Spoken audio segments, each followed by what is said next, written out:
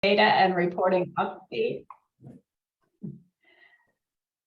Welcome to the 2022-2023 CTE Data and Reporting Update virtual workshop.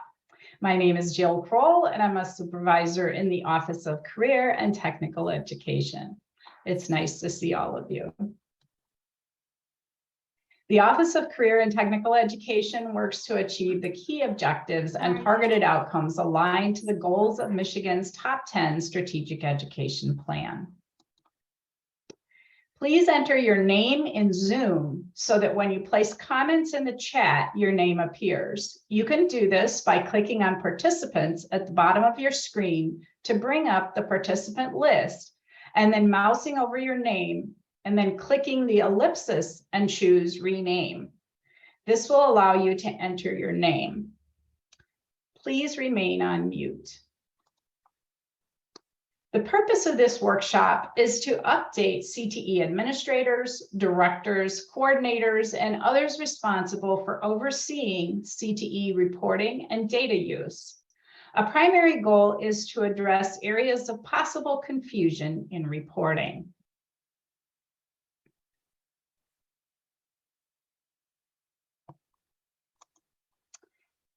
We will follow the times listed on the agenda so that the workshop participants may attend only the topics of interest. Each topic will end with a very brief question and answer period. Please place all questions in the chat. If we are unable to address all questions immediately following a topic presentation, we will address as many as possible during the question and answer period from 11:45 to 12 o'clock. Questions submitted in the chat but not answered will be addressed in a written summary after the workshop. If your question's already been entered in the chat, please indicate that you have the same questions so that we can prioritize those questions. This slide shows the topics and times. These are also provided on the workshop agenda sent to all registrants just before this workshop. Does anyone have any questions about the function of this virtual workshop? Joan, anything in the chat? Nope, no, not so far. Okay, then we will begin. Our first topic this morning will be the various student advancement definitions. I know that this is somewhat confusing for people, so we will go over the definitions one by one.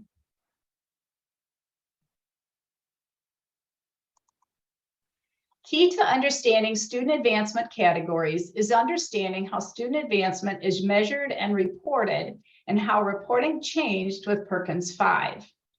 Under the Perkins 5 legislation, participants and concentrators are defined based on courses. In Michigan, in order to standardize reporting, a course for Perkins purposes is called a Perkins Course Competency, or PCC. A PCC is a specific group of competencies aligned with the state CTE program standards that take approximately 80 hours of instruction to deliver. Competencies will be marked completed within the Career and Technical Education Information System, or Cteis, for a student when the student earns a grade of 2.0 or better in a local course section that covers those competencies. You can find more information on the memo Perkins 5 Final Definitions Memo dated April 21st, 2021 on the OCTE website for more information. It will take several years to develop instructional designs based on competencies and PCCs for all SIP codes. In the meantime, SIP codes that do not have new instructional designs will continue to report based on segments, with program standards grouped into 12 segments. The Perkins 5 Accountability Reference Group recommended and OCTE adopted the interim definition of a course for Perkins 5 reporting as 4 segments. This means that a participant is a student who has completed with a grade of 2.0 or better local course sections covering the state program standards in 4 to 7 segments, and a concentrator has completed 8 to 11 segments. As always, a concentrator by definition includes all participants. A program completer is a student who has successfully completed with a grade of 2.0 or better local course sections covering all 12 segments. A local course section is defined at the local building or district level and can vary in length of time. A local course section may cover some or all of the segments or competencies for a course as defined for Perkins 5. Completers are not a reporting category for Perkins 5 and are not used in the 61A1 funding formula. Completers are shown on state reports and used for some state purposes. You can see the participant and concentrator memos dated August 17, 2020 on the OCTE website for more information.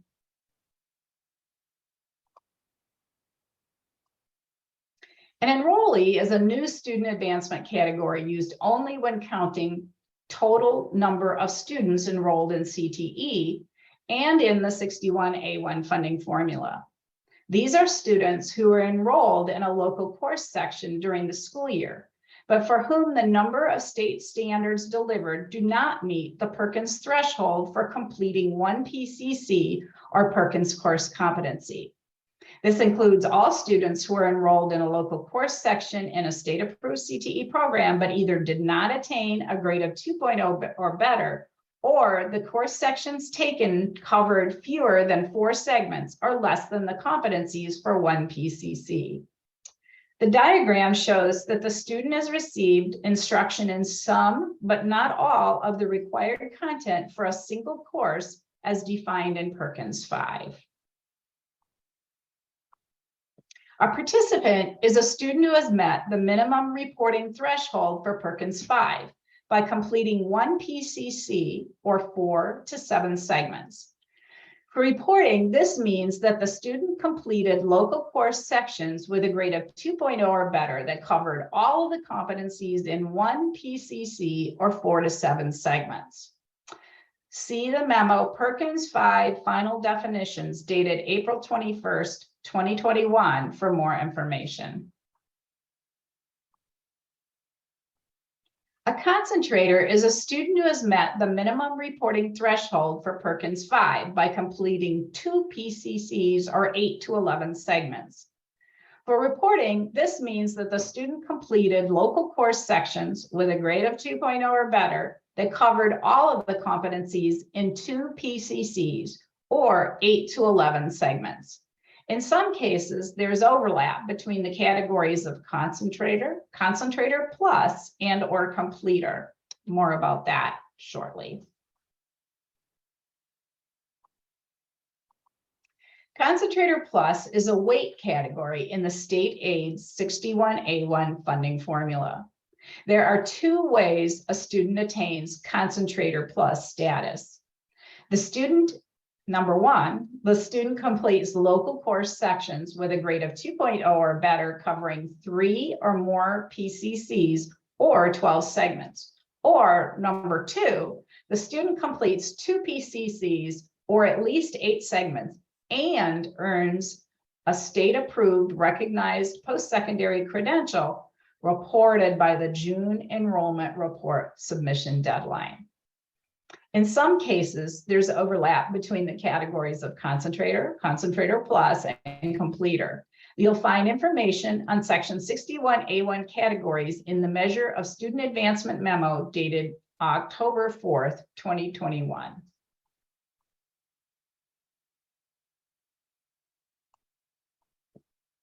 A CTE completer is a student who has completed local course sections covering all PCCs or all 12 segments of a state-approved CTE program.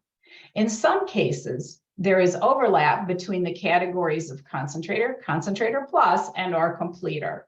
Again, see the Perkins 5 Final Definitions memo dated April 21st, 2021 for more information. This chart shows the relationships among the various student advancement categories. The categories may overlap for some zip codes, and the categories used in the state school aid section 61A1 funding formula student advancement factor are not the same as the student categories used for Perkins 5 reporting. For section 61A1 student advancement factor in the funding formula, there are 4 weight categories. Enrollee, which is weighted 0.5, participant weighted 1, concentrator rated 5, and concentrator plus weighted 10. Completer is not used in the section 61A1 funding formula. To measure the success of CTE programs, the state of Michigan requires the reporting of CTE completers. Students who have successfully completed an entire CTE program, that is all segments or PCCs, will be reported as completers. Perkins' 5 reporting categories are limited to participants and concentrators. Students counted as concentrator plus for 61A1 and completer for state reporting are reported as concentrators for Perkins.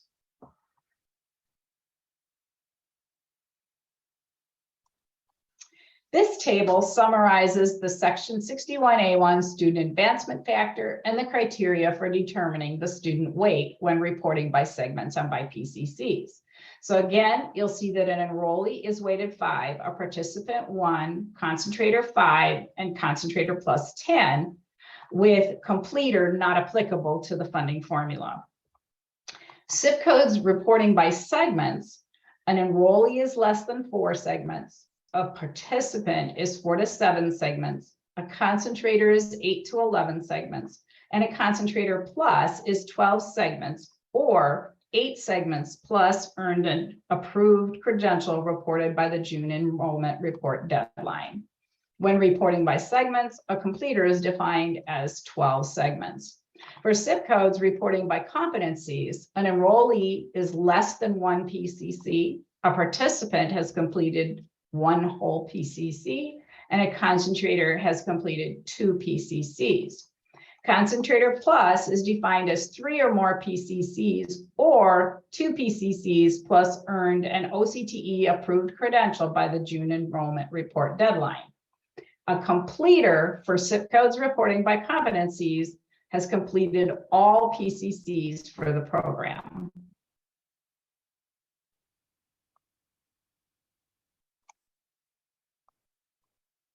This slide shows the SIP codes reporting by PCCs in 2022-23.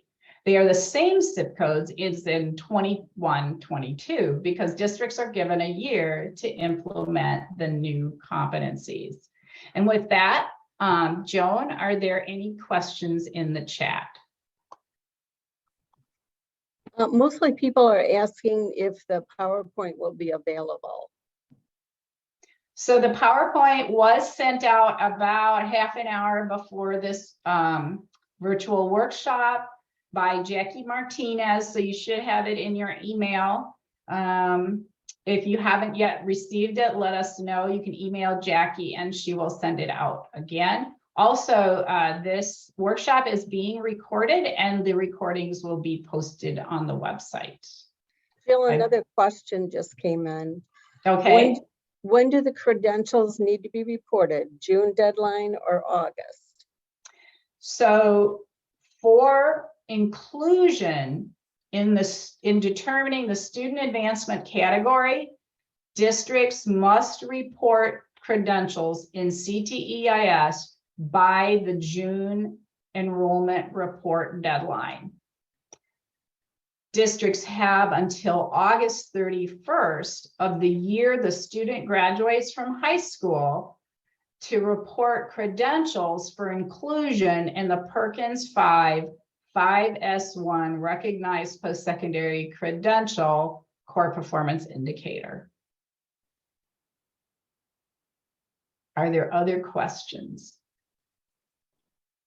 The reason for the June deadline is that OCTE needs the time to add that information in and run the funding formula in time for fall.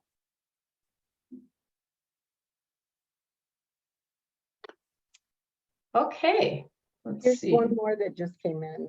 Okay. Where can I find a list of state approved credentials?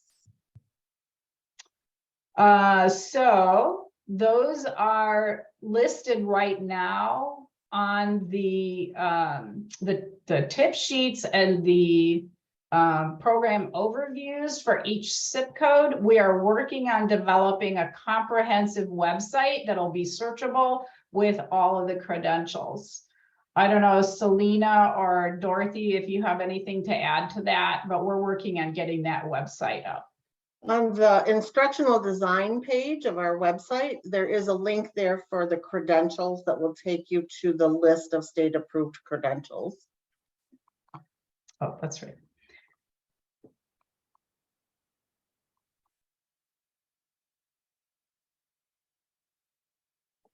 Any other questions?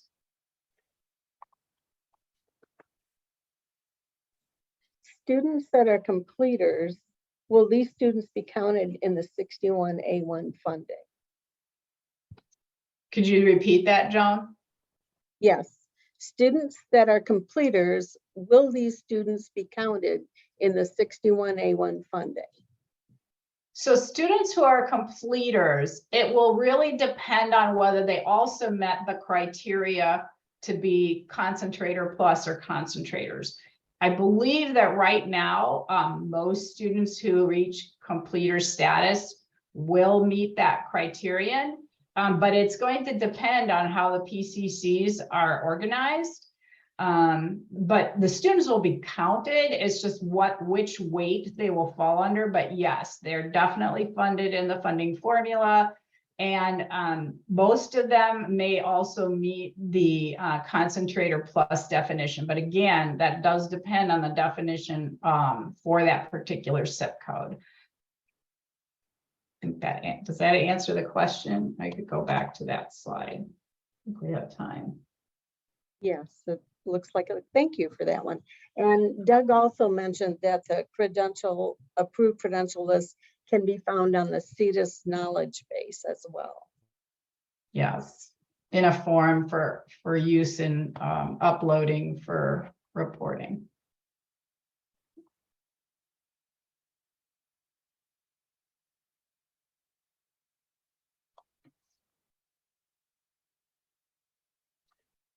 Are there other questions? So I'll just add that the instructional design site, there is a link there for CTE credentials. It does say coming soon, and as soon as the website page is ready to go, that's where you'll find it.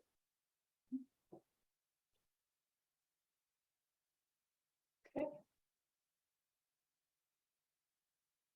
The next topic will start at 9:20 on the nose, and that's Perkins secondary core performance indicators, measurement and reporting issues. Hey, Jill, another question came in. Okay. Can you give an example of a student that would be a completer but not counted in funding as a 10? Let's put that one on the written answers, because I would need to think about that very carefully to come up with an example. And right now there may not be any. I'd have to look at the organization by PCCs for all the zip codes. Okay, thanks.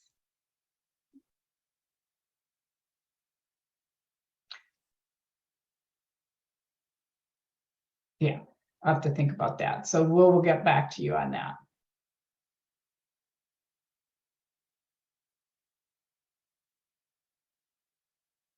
Okay, with that, we will reconvene at 9:20 for the next topic.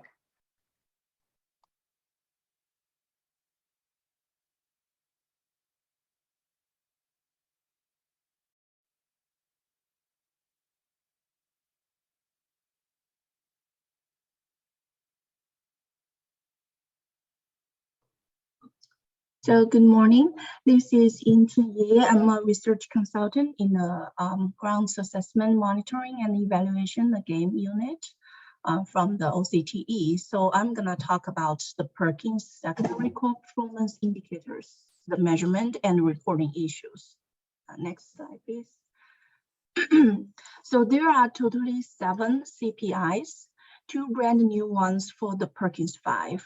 the 2S3 science proficiency indicator, and 5S1 credential attainment.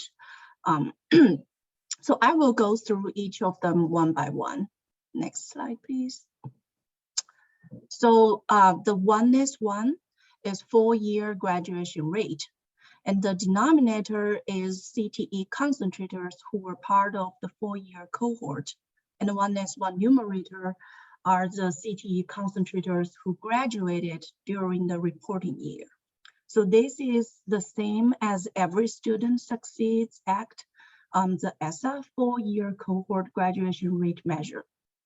And 1S1 is reported 1 year behind because the data from Cpi is only available behind our submission date, usually in January. So for example, we report the cohort year of 2020 graduates for the 2021 1S1 indicator. So a cohort year is a group or a class of students who are educated at the same period of time. For example, the graduating class of 2020 are students expected to graduate in 2020. In Michigan, students enter, Jill, please go back. Okay. In Michigan, students entered in high school in their 9th grade, but some Cte students may enter in their 10th grade. But regardless of which year they entered in high school, we look at their graduation rate in 2020. So if they are on track graduated in 2020, they will be counted in 1S1 numerator. Next slide, please. So last year, our 1S1 performance is 95.8%. And in this chart, you will see that compared to the average graduation rate for all Michigan students, our CTE students have significantly higher graduation rate. So this may suggest that concentrating in a CTE program could be a good strategy for schools to improve students' graduation rate. And you can also see on the right of the slide that our next 3 years state determined level of performance, the SDLPs, are all 95%. So because considering 95% is already a very high achievement level, so we didn't propose to increase the SDLPs as others and expect we could maintain the high graduation rate for CTE students. Next slide. And for our academic proficiency indicators, there are 3, the reading, math, and the science. So they all have very similar measures, so I will talk all of them together. So the denominators of 2S1, 2S2, and 2S3 are CTE concentrators who have taken the ESSA assessments and left school during the reporting year. The numerators are whom achieved the proficiency level in ESSA academic assessment. So these 3 academic proficiency indicators are also 1-year lagged measure because students are reported the year they exit high school. And our students took the test the prior year during their 11th grade. Next slide, please. So due to the COVID, we don't have any data in 2021. And for coming years, you will see all the SDLPs in the table. So last year, we had proposed a decrease of the 2S1 and 2S2 SDLPs, considering the impact of COVID. But during the public hearing process, the public comments did not support our proposed changes. So we have to retain the original proposed SDLPs. And Michigan has a waiver from reporting the 2S3 science indicator through 23-24 year. Next slide. Our next CPI is 3S1, the post-program placement. The 3S1 denominator is CTE concentrators who left school and responded to the follow-up survey. So the high response rate of the follow-up survey is critical to ensure that the respondents of the follow-up survey can sufficiently represent all CTE concentrators who left the school. And the 3S1 numerator is for whom in the placement second quarter after the exiting high school in the following categories. So you can see in the slide. Next slide, please. So this is a chart shows the breakout of our placement data collected from the follow-up survey. As you can see, that 3S1 numerator includes students who were employed in military continuing education or in any national community services or Peace Corps volunteers. The two small bubbles inside of the big bubble on the right shows that students in the military or in national community service or Peace Corps volunteers are reported as part of the employed students based on the employment definition. And in the two boxes, you will see the yellow intersection parts are students who were placed in more than one place. So for example, the light yellow on the bottom one are the students who were in continuing education as well as they were employed. So all these data can be found in various types of follow-up reports that we will talk about in next section of this workshop. Next slide. So our last year's 3S1 performance is 93.4%, which drops a little bit as we anticipated due to the COVID impact. And this year's SDLP is 80% because we adjusted it due to the pandemic impact. But start from the coming year, 22-23, the SDLPs are back to the 95%. Next slide, please. So here, I also want to mention about the follow-up reporting requirement since we have made some changes start from last year. So the response rate requirement are almost the same. For the track risk analysis, regions that have one or more buildings with a response rate greater than 80% will be flagged on the risk analysis. And for track on-site visit, regions that have a regional response rate higher than, lower than 80% will receive a finding of non-compliance and will be required to prepare a compliance plan. And buildings with response rate lower than 50% will be required to attend a follow-up training before the next follow-up survey. So all these requirements are included in the follow-up protocol manual, and these buildings will receive a letter indicating the requirement as well. The next slide. So the proxy read requirement is something new, start from last year. So for track risk analysis, regions that have one or more buildings with a proxy rate greater than 20% will be flagged on the risk analysis. And for track on-site visit, regions that have a regional proxy rate higher than 20% will receive a finding of non-compliance and will be required to prepare a compliance plan. And buildings with proxy rates higher than 20% will be required to attend a follow-up training before the next follow-up survey. And here I want to say that for our newest data 21-22 school year, the statewide follow-up proxy rate has lowered to 12% from 20% compared to the last year. So here, I really appreciate all your hard work to make this happen. Next slide. So the 4S1 non-traditional program concentration, the denominator is CTE concentrators in a CTE program that leads to a non-traditional occupation. And you can find the current non-traditional program list on our OCTE website. And the 4S1 numerator is for those underrepresented gender groups in these non-traditional CTE programs. So 4S1 is a timely measure, and is the only timely measure compared to the other CPIs. It focuses on the current year CTE concentrators. Next slide. So if some of you remember that in our first round of CONA analysis, someone may notice an error in the GEMS. So why do we see like 0% for female students, For example, in education program and 100% for male students.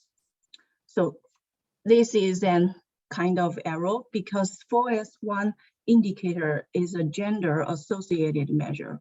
So instead of looking at female students versus male students, we need to look at the non-traditional programs for females versus non-traditional programs for males when we look at the breakout by gender for 4S1. So this flow chart on the right shows you how. So start with the total CTE concentrators. Our 4S1 denominator only focuses on the CTE concentrators in any non-traditional programs. So the box on the left. And then break out these non-traditional programs to female non-traditional programs and male non-traditional programs in the two boxes below. And in each box, you will see the female and male students in two bubbles. And we only capture the green bubbles, which are male students in non-traditional programs for females. And the female students in non-traditional programs for females and males students in non-traditional programs for males, and count them as the 4S1 numerator. So back to our error question for the education students breakout by gender.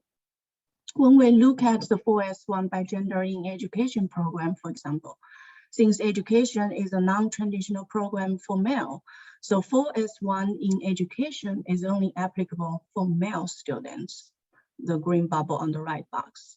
So the correct 4S1 gender breakout for education students should be non-applicable for female students and 10.5% for male students. So next slide, Joe. So you will see here. Our last year's 4S1 performance is 26.6%, which exceeds our SDLPs. And the SDLPs for next 3 years are increased 0.25% each year as we proposed in our state plan. Next slide. So the last CPI 5S1 is a whole brand new one, attend a recognized post-secondary credential. And the 5S1 denominator is CTE concentrators who graduated from high school and attend a recognized post-secondary credential. So our pre-approved credentials are collected from Cteis, and students only needs to earn one state-approved credential to be counted in the 5S1 numerator for all approved credentials. And Jill will talk about this credential data and reporting letter in this workshop. And another round of data, post-secondary awards are obtained from Cpi. And for this indicator, students are reported only once when they graduated from high school. And this indicator is also reported 1 year behind due to the graduation data and post-secondary awards data from Cpi was delayed. So for example, for 21-22's 5S1, we report the students earned any credentials during 2021 school year.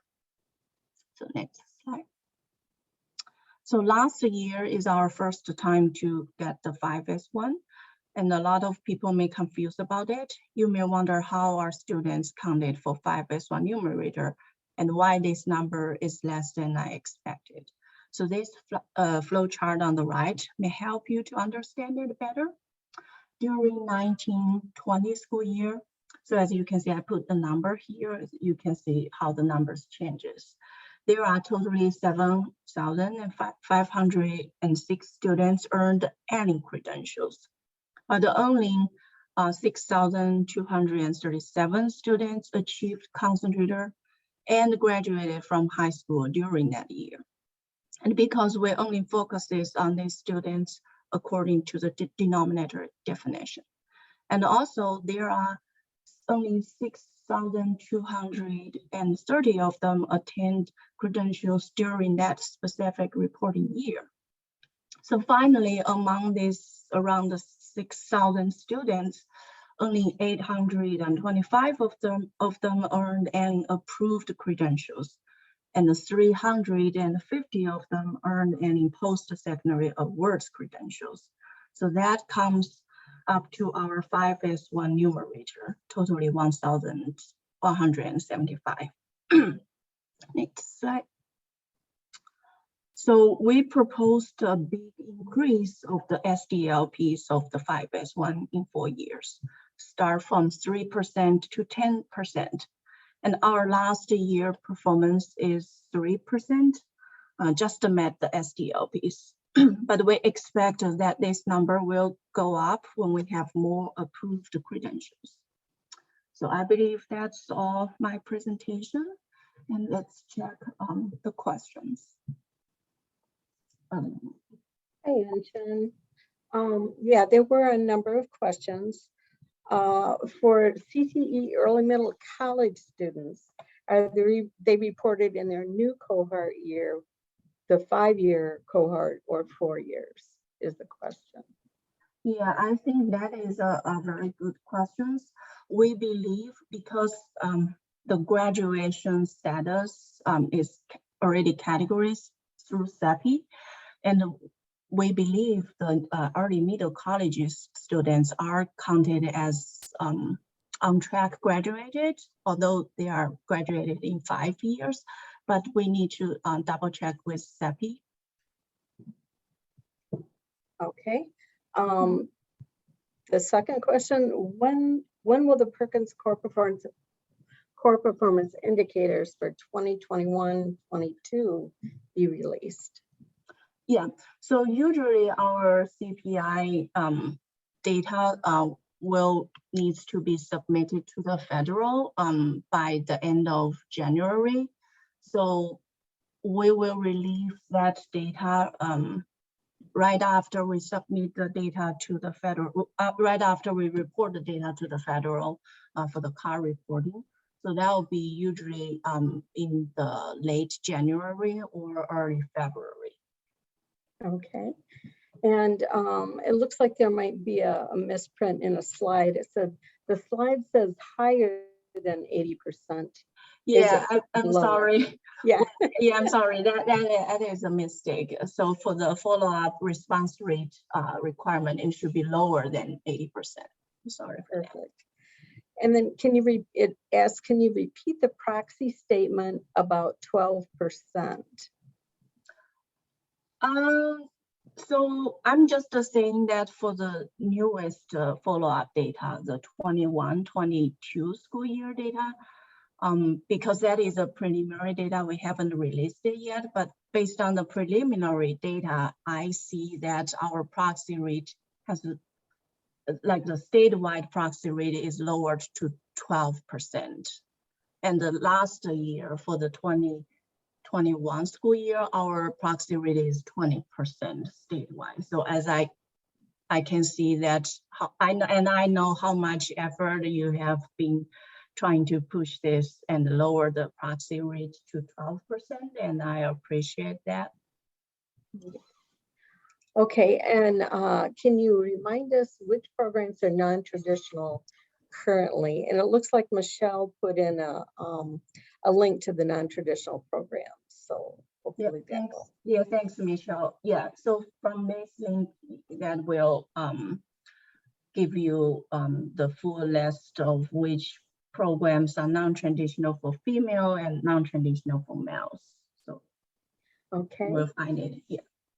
Okay, will the credentials earned during the student's junior year count when the student finally graduates the following year?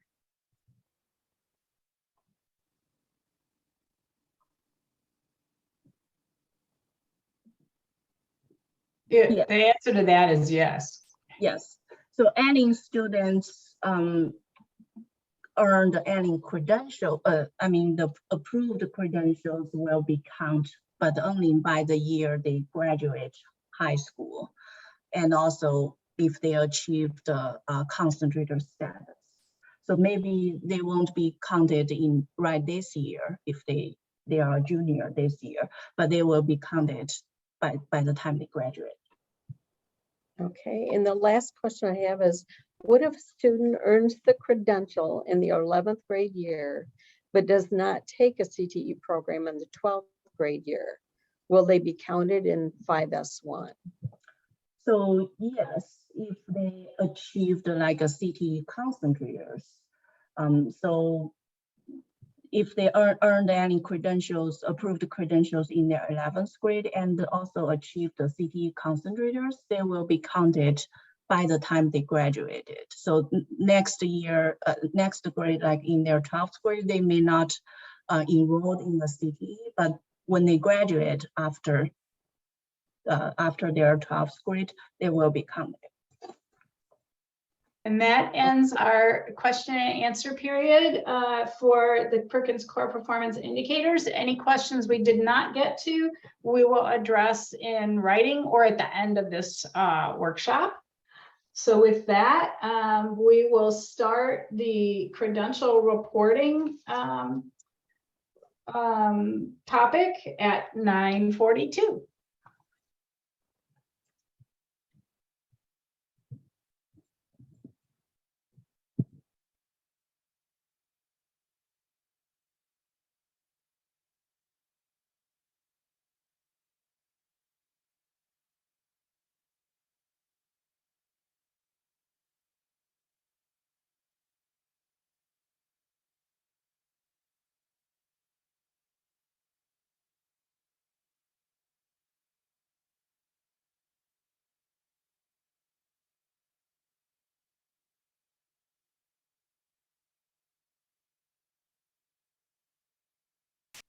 Okay, and I believe, Dorothy, you're going to start this. The presenters regarding credential reporting are Dorothy Switolski and Doug Wiesner.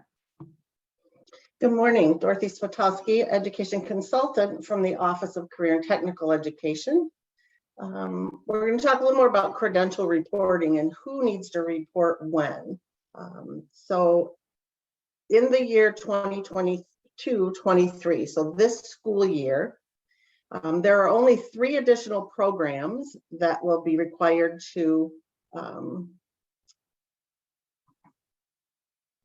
report credentials that count for 5S1, and that would be the 2 aviation programs listed and hospitality. Some credentials that were previously state approved may now be classified as supplemental, so that's important to know. And you can see the screenshot of the instructional resources page and the little icon for CTE credentials, and that's what I referred to earlier. It does say coming soon, but that will be your go-to place and an easy find for the state approved credential list. Next slide.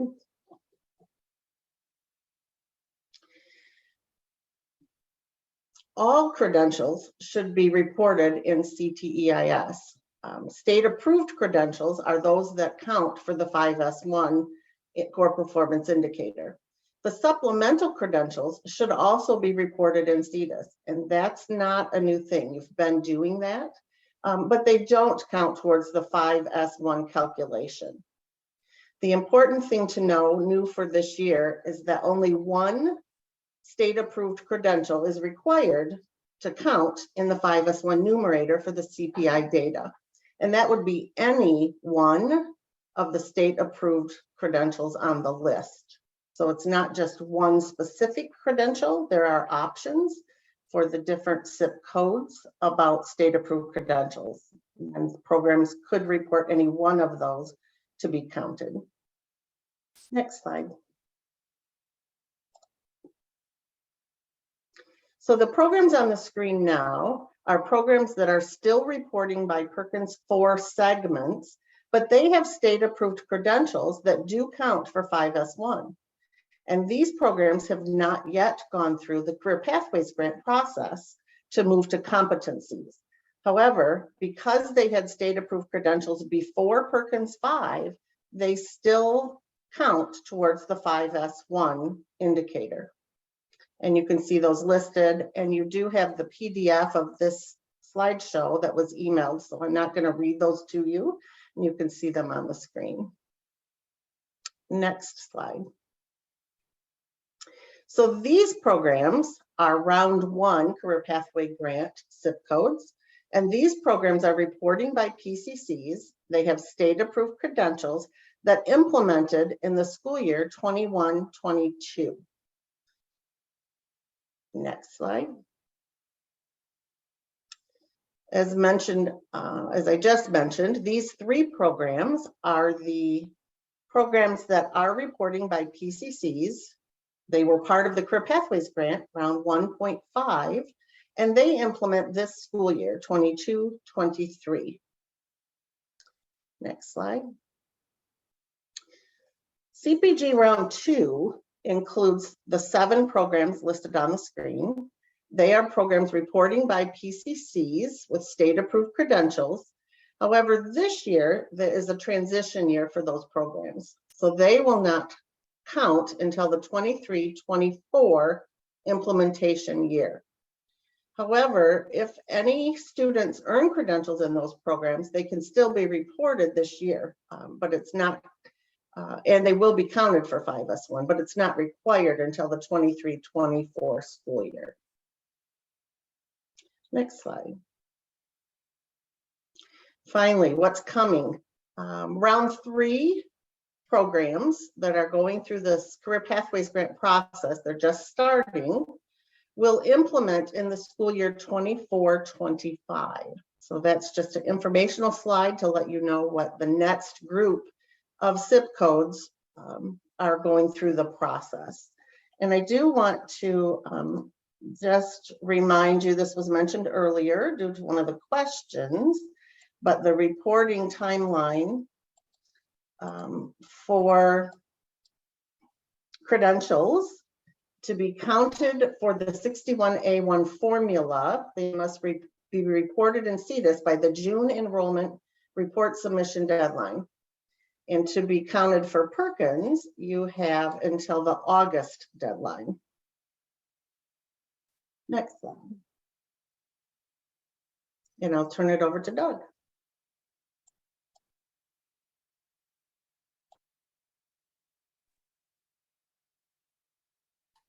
Okay.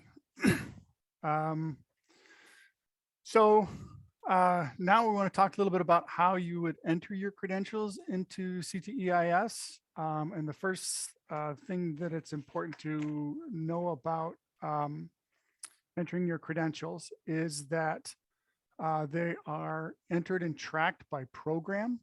That means they're entered in by student, by PSN, by year. And that means that we do track them by year. So we are able to group what year they were received. There's 2 different ways that you can enter in your credentials. There is, you can do it manually, in which case you would go into the Manage Credentials section and you would select the district or the building that you're interested in, select the program within that building. And then within that, you can have, there's several selectors allow you to further filter out your students to select the population that you want to apply the credential to. And then you would apply that credential after picking whether it's an approved or a supplemental or other. You can also import your credentials. You can there's a template that you can get from the knowledge base, in which case you would put in your UIC, your student UICs, the PSN, the credential code, and the credential name, and you can import them that way. Instructions on how you do this can be found on the Cteis KB or knowledge base found at support.cteis.com. And if you go to the enrollment section and the special collections area, and you can see that's the area circled in red, you can find the Managed Credentials Guide along with the current credentials, in this list, the current approved credentials. And also in that guide, you'll find a Excel template that allows you to import that. So next slide. We have a variety of tools that are available to help manage and monitor credential entries within the Manage Credentials section within Cteis. You have several exports. One is the All Programs Credentials export, which allows you to export within a building all students that have credentials and what credential they received. Or you can narrow that down and group students and then export those students. And this is a tool that allows you to see what students have over the years received credentials. And you can export those and then use them to manage and monitor your credential process. Next slide. We also have a couple of printed reports. The first one is available within Cteis in the Cteis Building Reports section. This is in cteis.com. You have to have a Cteis login to get access to this report. It lists your credentials by PSN. And if you look at the report on the right side, you can see that they've selected a building and it lists all of the programs by PSN in that building. And by PSN, it also lists by zip code and by program type, whether it's either regular or EMC. It will also list how many credentials and what type have been received in that year. So in this case, for 2022, you can see down about 2/3 of the way down, computer systems, networking, telecommunications. There's been 5 different credentials received in that, and the different varying amounts. Okay, next slide.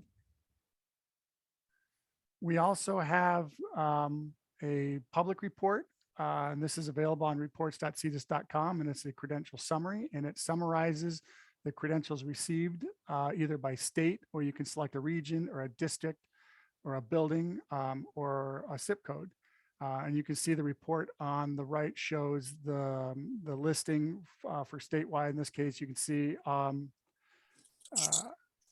it is listed by zip code, and it tells you the total number of students enrolled and the total number of approved credentials that have been received in that year, along with the supplemental credentials. Okay. And now we're going to actually do a quick demonstration of some of these. And so I'm going to share my screen real quick. And a sec.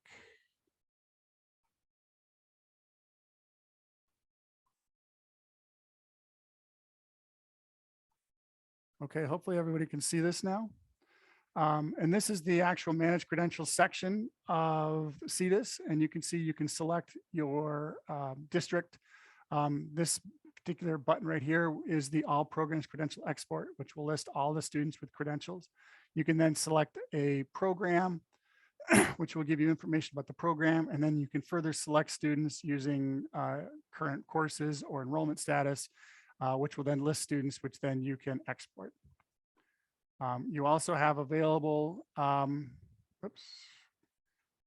within Cteis, you have the building reports, and you go to the report section and the building report section. You scroll down to the bottom and you've got your credentials by PSN report. You click on that. You can choose a particular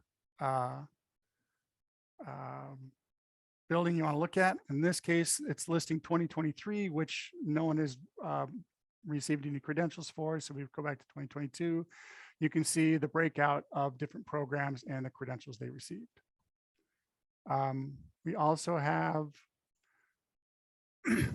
on Cteis reports, if you go down to the bottom, this is the public report section. If you go down to the Credential Summary report, you can choose a fiscal agency and say Anchor Bay, run the report. And again, we'll just put it on 2003 or 222 because 223 is nothing going on in it. And it should come up here in a minute, but it'll look like the same report that we saw a minute ago. So there it is. You can see that this shows the the different zip codes, the total enrolled students, the approved credentials, and the supplemental credentials. So I will go ahead and at that point, I think we will move into the questions section. Is that correct? Okay, thank you, Doug and Dorothy. Dorothy, there's a question. When are new state-approved credentials released and added to the list? Is it ongoing? So the Career Pathways Grant process is where the state-approved credentials are identified by the grantees, and that is how they get added to the state-approved list. There was also a question in the chat about programs, 2 specific programs, but just know that all zip codes will eventually go through the process of the Career Pathways Grant, and therefore all of them will transition from segments to competencies and PCCs. Okay. Will any credentials for CPG round 2 and 3 programs be added to the approved credential list this year? The round 3 ones, they've not been identified yet because the grantees and their work groups are still working on those. Jill, can you answer that question about the identified credentials for round 2? So I can tell you that once a credential has been approved and we've published the credential as approved, you can start reporting those and they will count. So if they're approved, they will count for 5S1 numerator, even if you're not required to report them until the following year. So because there's advantages, like if you already have your students earning a particular credential and it becomes approved, the advantage is to count that for the state and for the region. So I wanted to say that, and also that's another reason to make sure that you're reporting all credentials that students earn. Even though we will count the student in the 5S1 numerator, if they just earn one of the approved credentials, you should be reporting all the credentials that they earn, both all approved credentials and also all supplemental credentials, because anything that becomes approved will count when that student graduates. And so I also want to just take a second to clarify that no matter when the student earned the credential, as long as they were enrolled in the CTE program, we will report them when they graduate. Thanks, Jill. And then you had a question, Jill, that said when the programs such as computer programming that will begin reporting by PCCs in 23-24 report segments for the 22-23 school year. So they're supposed to begin reporting PCCs in 23-24. For 22-23, they're going to report segments. It looks like that's what your question is. That's correct. So for those that are implementing in the 23-24 school year, for this school year, 22-23, it's a transition year, and they'll still report by segments, and they're not required to do the credentials for 5S1, but like Jill said, if they do report them as earned for this school year, it will count towards 5S1. So that will be good for their CPI. There's a comment, an extremely confusing piece for entry of credentials is that a huge amount of similar or same credentials, specifically for CPR first aid. So I think they're saying that the credentials are named similar things. So maybe there's confusion as to which one to use. Could Selena maybe address that one?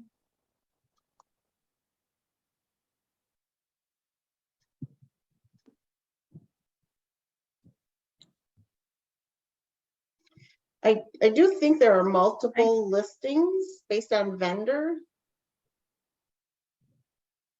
Yes, there are multiple vendors for some of our credentials, and the best one to use may be the one that the advisory committee recommends, or the one that's necessary for that student's career goals as they're moving forward. Does that kind of help answer the question for you? I hope so. Jenny, if you have more questions about that, please speak up.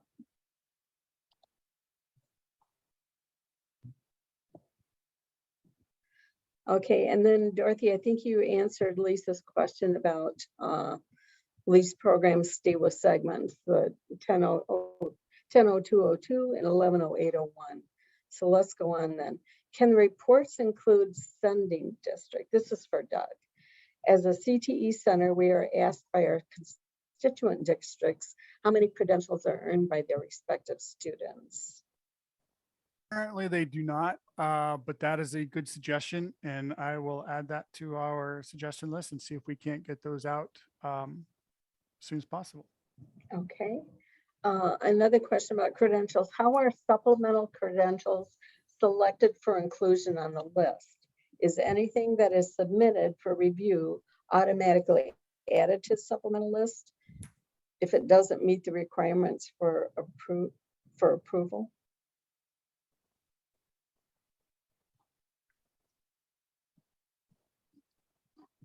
Dorothy, did you want to address that one or do you want me to? I think I'll let you take that one. Okay, so right now, if there is a credential on the supplemental list, so if you find a credential on there, you can report it. If you have a credential that doesn't appear on the supplemental list and you want to report it, you currently can write it in, and then annually our program consultants review what's written in and try to make sure we find the correct name for the credential. And then yes, it's added to the supplemental list. It's really the difference between the write-in and the supplemental really comes down to the supplemental are ones that we've actually edited and we are using the correct numbers. And so they're in the drop down. Does that answer your question? So if you have a supplemental credential that's being offered in a program and it's not on the list, like she said, write it in, but also let your ed consultant know so that we can see about getting it added to the drop-down list. Okay, another question. How do post-secondary awards data factor in? I would say that's an engine question. Yeah, because based on our definition of the 5S1, it not only includes like the industry recognized credential, it also includes the post-secondary degrees or awards, which, for example, as an associate degree or 1 year, 2 year, I think the certificates that earned through the post-secondary institute.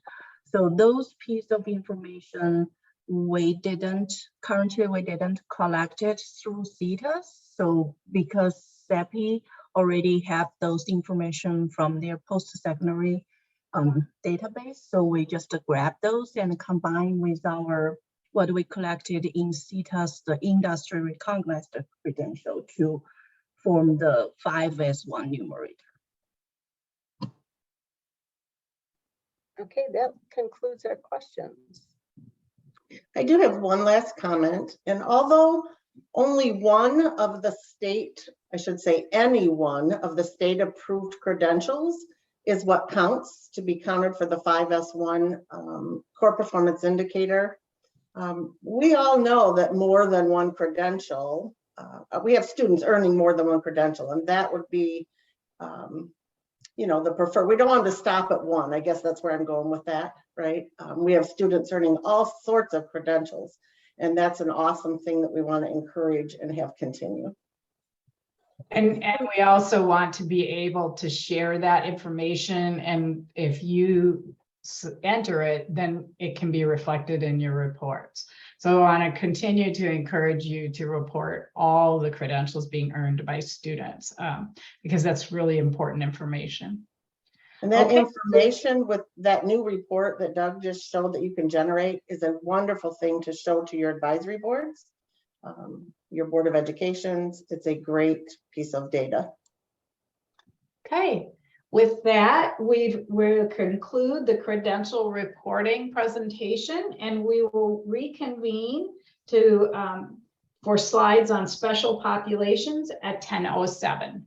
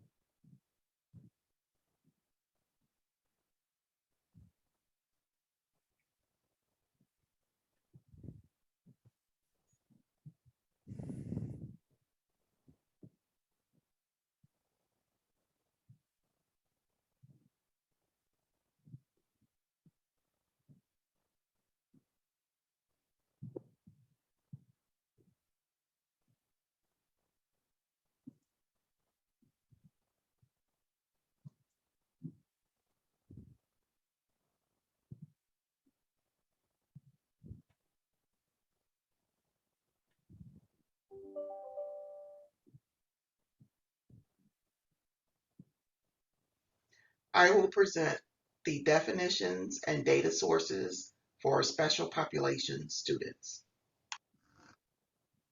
Under Perkins 5 legislation, there are 10 special population student categories: individuals with disabilities, individuals from economically disadvantaged families, including low-income youth and adults, individuals preparing for non-traditional fields, single parents, and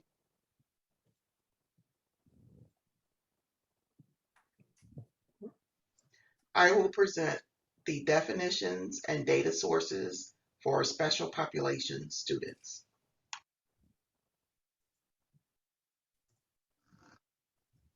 Under Perkins 5 legislation, there are 10 special population student categories: individuals with disabilities, individuals from economically disadvantaged families, including low-income youth and adults, individuals preparing for non-traditional fields, single parents, including single pregnant women, migrant workers, out-of-workforce individuals, English learners, homeless individuals, youth who are in or have aged out of the foster care system, and youth with parents on active duty in the armed forces.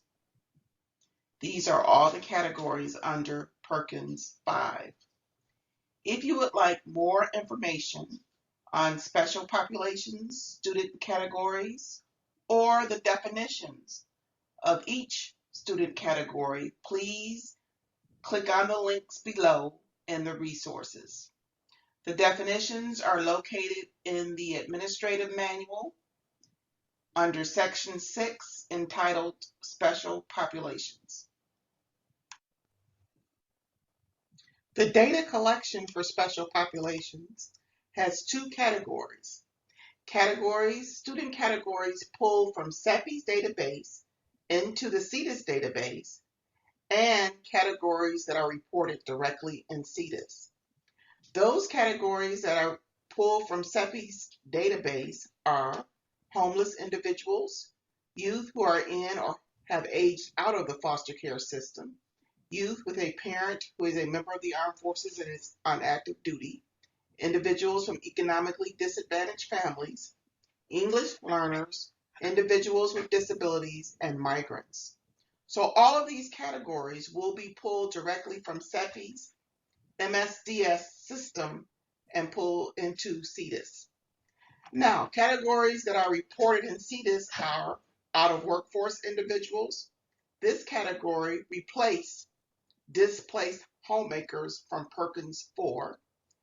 individuals preparing for non-traditional fields, single parents, including single pregnant women. So these 3 categories are reported directly in Cteis. If you have any questions regarding special population student categories, definitions, or data collection, please contact me and I will help you. My information is at the end of this slide presentation. Thank you. Okay. Ingen, I think you're going to answer questions. Joan, are there any questions in the chat? So far, just one. Are these special populations categories exactly the same as they were for Perkins 5 last year? Has anything changed? Will they ever change during Perkins 5, or are they completely static? I think the special population categories are the same as last year for Perkins 5. Nothing has been changed, but I think Valerie will follow up on the second question, whether they're gonna change during the whole Perkins 5 year, so. I will chime in and add that there is one change regarding special populations for Perkins 5, and that's your advisory board needs to have a member that can represent and speak to special populations. So that is a new requirement for advisory committees, that there's a special POPs person on the roster. I can also add that we report the special populations categories required by the Office of Career, Technical, and Adult Education in U.S. Department of Education. Historically, the categories are specified in legislation and do not change for the duration of the legislation. But if U.S. Department of Education were to add another reporting category, then we would have to begin collecting that. But historically, they've remained the same, and they are specified in the legislation.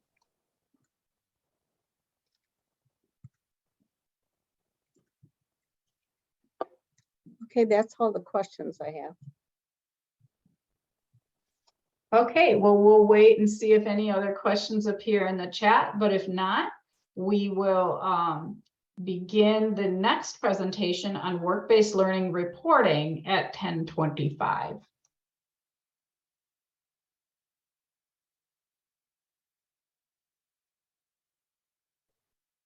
Jill, I think 1017 is next section is data use for Perkins 5. Yes, you're right. I'm sorry. The next section is on data use for Perkins 5, and that starts at 10:17. Thank you, Ingen.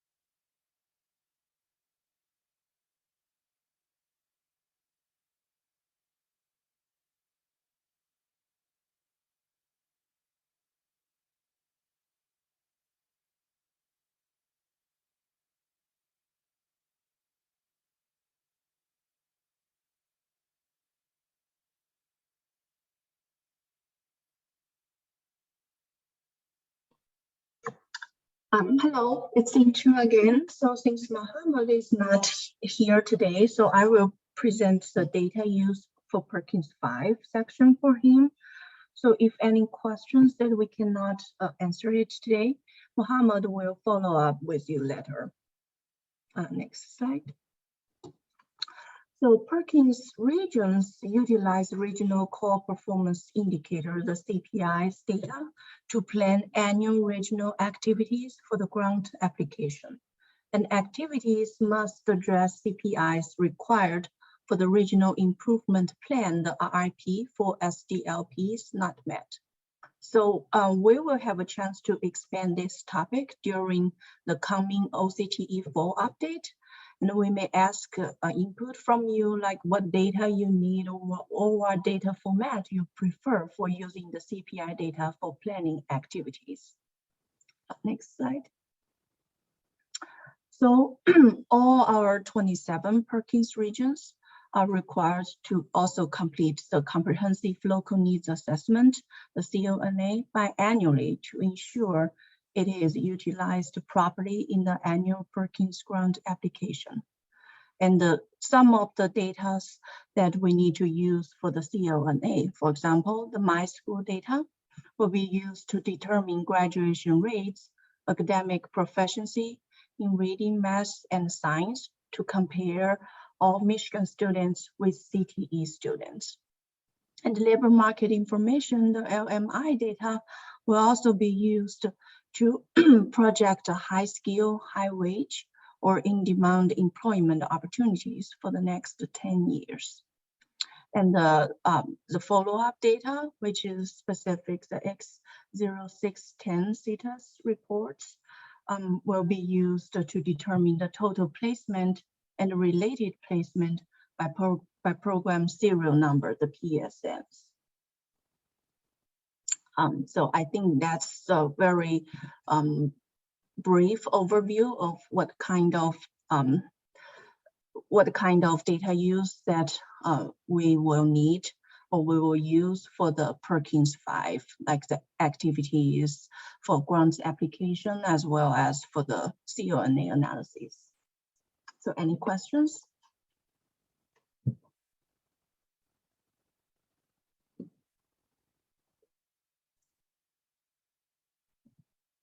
No questions.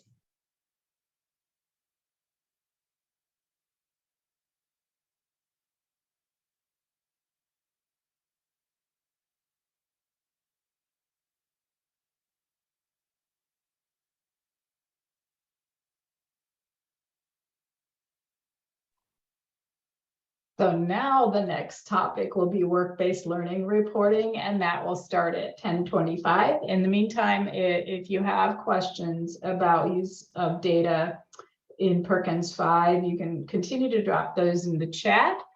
Or if you have particular questions or requests for more details that we could cover in the fall update or the spring update or at the career education conference, put those in the chat as well.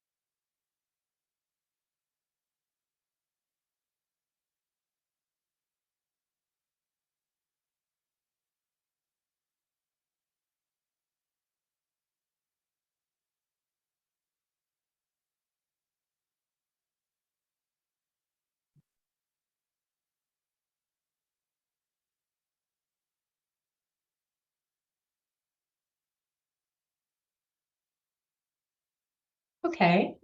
Our next topic is work-based learning reporting, and it will be covered by Selena Mills, education consultant in OCTE, and Dr. Doug Wiesner of PTD Technology. There are no changes from 21-22 to 22-23 in work-based learning reporting. You can find resources for teachers, administrators, and work-based learning coordinators on the OCTE website, and we put the URL on this slide, and you'll hear more about some of those resources as well. There are also resources under special collections on the Cteis website, and Dr. Wiesner will talk about that.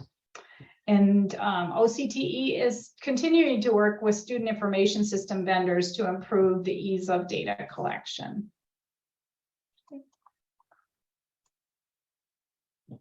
Hello, I'm Selena Mills, and I'm an education consultant in the Office of Career and Technical Education. And one of my roles is to provide guidance and support for work-based learning. So the resources for teachers, coordinators, and employers can all be found on the work-based learning page on the OCTE website. And you'll see a screen capture of that on the slide. The quick guides are linked on the bottom right under the teacher resources, but more in-depth information can be found by clicking on the work-based learning toolkit or managing your risk link. That link takes you to the manual, which explains each category in detail. And it includes descriptions and examples of each type of experience in each category. It also contains sample documents that teachers and coordinators will need for placements. You can switch the slide. The teacher is responsible for categorizing each work-based learning experience. They should use the guidance on this slide or on this page, and it's also within the manual, to determine within which category each experience fits. They're going to use the codes assigned to each category to record that experience. Go ahead and switch the slide again. Because some of the activities are repeated over multiple days or multiple times, the teacher should also use this recording guideline chart that's shown here to determine how often to record an experience that might be a multi-day event. So the first question the teacher wants to answer is whether or not the experience is tied to a training plan and a training agreement. If the answer is yes, then the teacher only records one entry per training agreement. You can kind of see that chain on the left. If the answer is no, then the teacher will record one entry or code per category and business partner. So if, for example, the student attends a field trip to, let's say, ABC Manufacturing, and then later they conduct a job shadow with the owner of that same company, ABC Manufacturing, that would be recorded 2 different times because they fall under 2 different categories. One is career awareness and one is career exploration. There are more examples of how to categorize and record that can be found within that teacher resource section that I showed a couple slides previous. And there are more examples also in the work-based learning manual. Go ahead and switch the slide.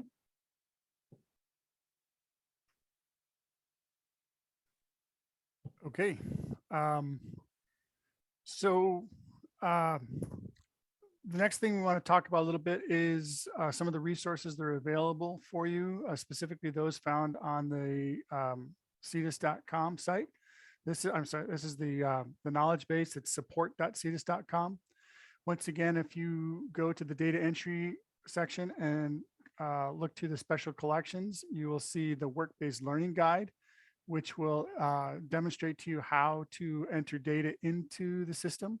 You also see below that you have a Wlal data tracking sheet, which is a tool that was put together to help you track all your work-based learning, along with some instructions. And there's a video down there too on how to import your work-based learning. Next slide.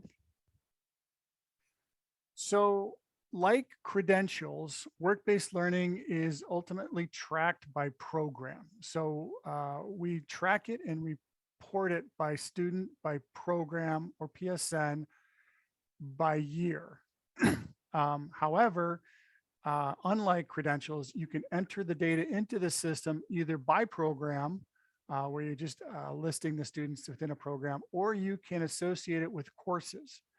And this is because a lot of student management systems manage their work-based learning through association with courses.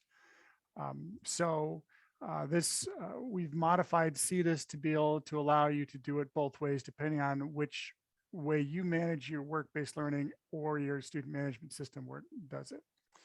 The important thing to recognize is that if you're going to enter in your work-based learning as an association to your courses, it can have an effect on data that's put in by program. So you really want to pick one way or the other, or if you're going to try and do it both ways, you need to be very careful because of the nature of work-based learning and the fact that you're adding multiple events to either a course or a program. We have to be very careful on how the data is either appended or overwritten. All of this information is covered in much greater detail in the work-based learning manual. You can enter the data in manually, either by going into the Manage Work-Based Learning and selecting programs, and then selecting how the groups of students that you want to add a work-based learning event to, or you can do an import. You can also import it through the courses, or I'm sorry, you can do it manually by entering it into your course entry data, or you can do the imports, in which case your standard student enrollment import allows you to enter in the work-based learning events that they should be credited for. And again, all of this information is in much greater detail on the knowledge base in support.cteis.com, so that you can get a better idea of how that works. But it can be entered in manually or uploaded. As always, we always encourage uploading or importing data as it tends to be more accurate. We have less transcription errors, and considering the volume of students that you're dealing with, it's also much faster.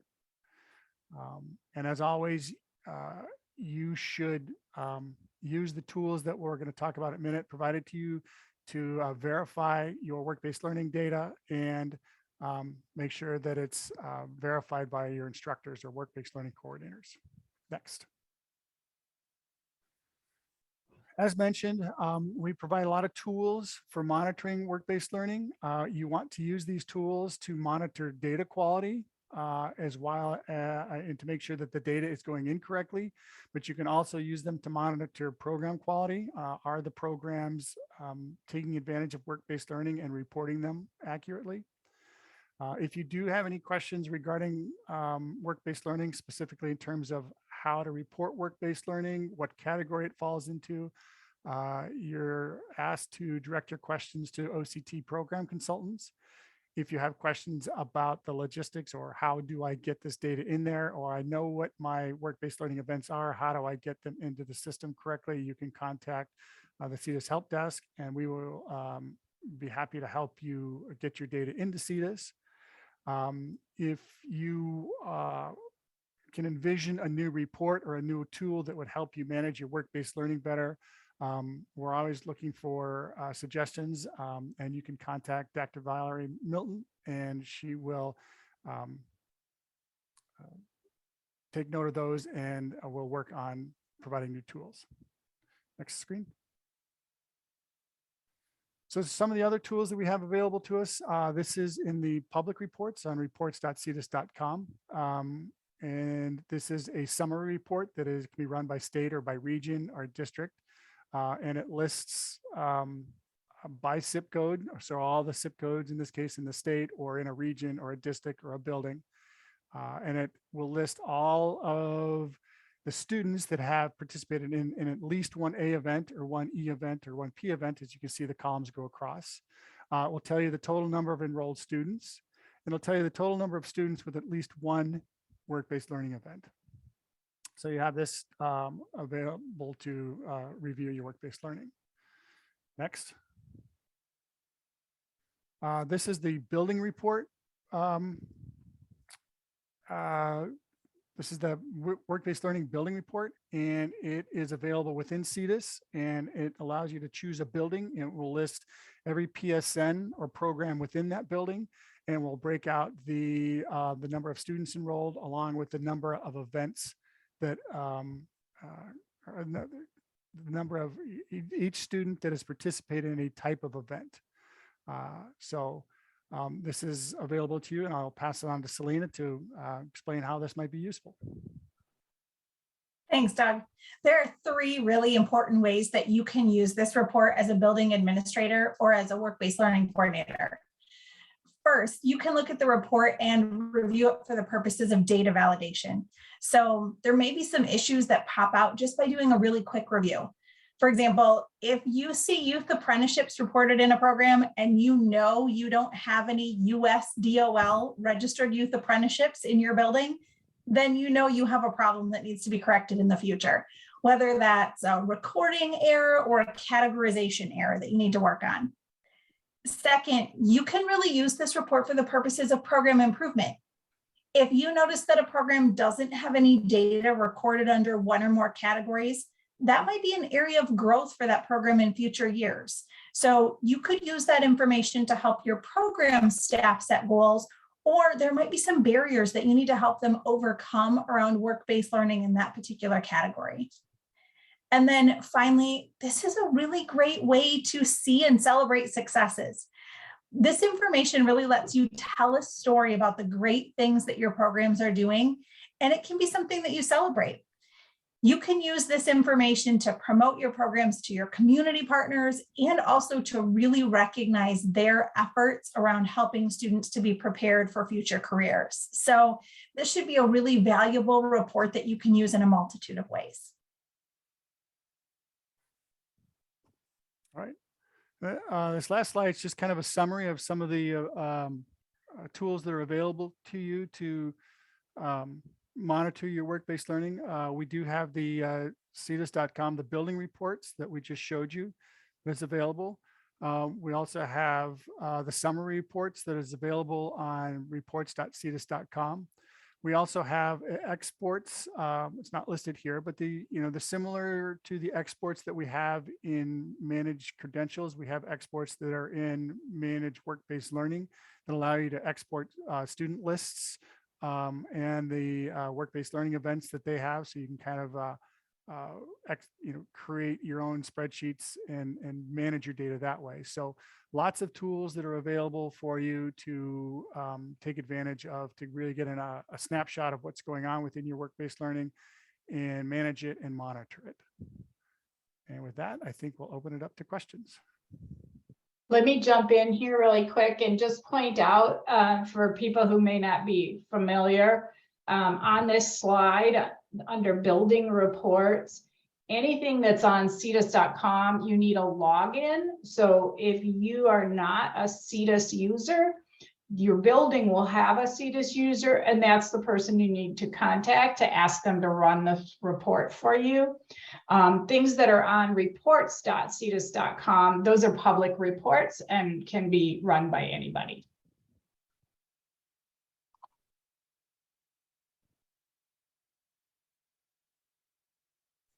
Dawn, are there any questions? Yeah, I was just gonna say, there's a question. I think Doug just answered this.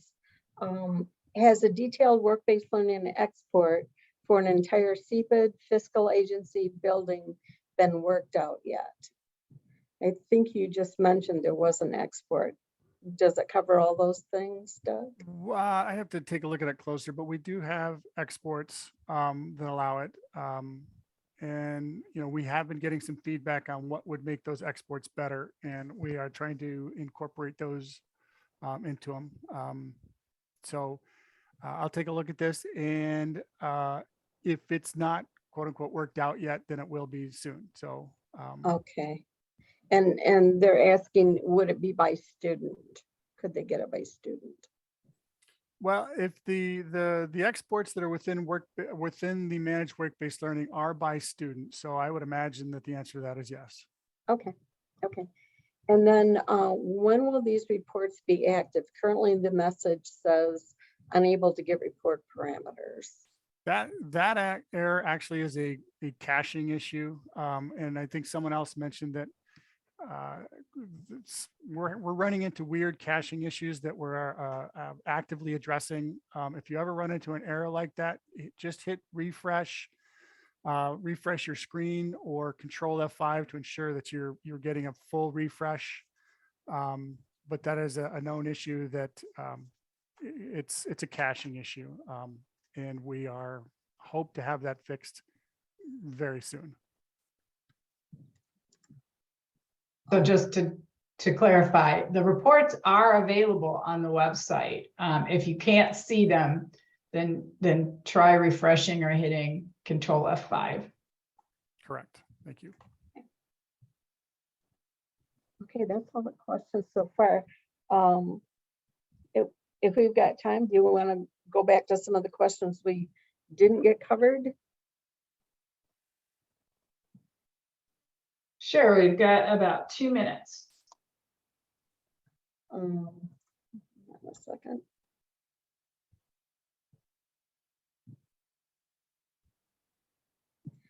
The lag year happens for CPIs, but how is their 61A1 concentrator plus funding affected? Does a junior get the concentrator plus designation even though their credential doesn't count toward CPI status until the following year? So I'll answer that one. So for the 61A1 funding formula, we calculate using the credentials the year they're reported. Even though, say, a student's an 11th grader when they earn the credential and it gets reported before that June enrollment report deadline, that student, if they're also a concentrator, would be counted as a concentrator plus if that was a state approved credential, even though for Perkins 5, that credential won't count in the numerator for 5S1 until the 5S1 is calculated for the cohort that graduated. I think that answers that. Okay.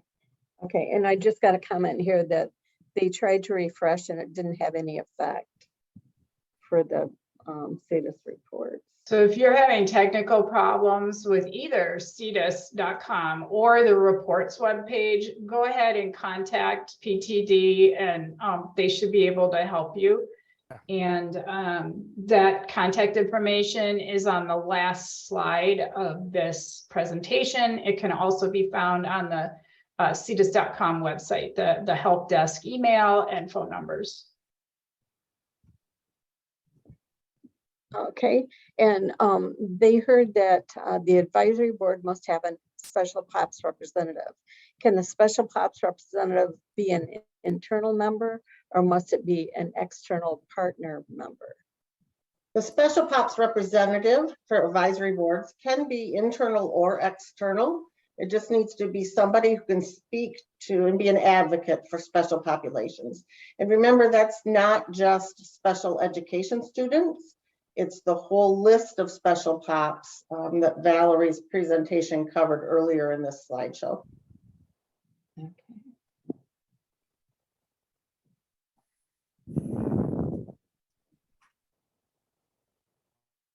Okay, we will move on to the presentation on 61A1 at 10:45.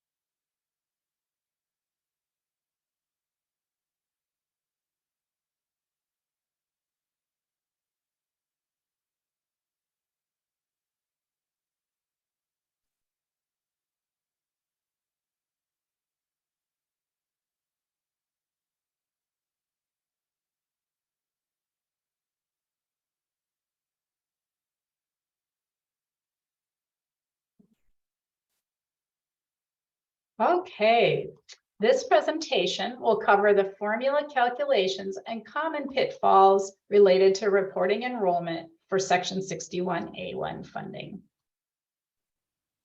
The purpose of Section 61A1 funds is to reimburse districts for the added costs of CTE compared to non-CTE courses.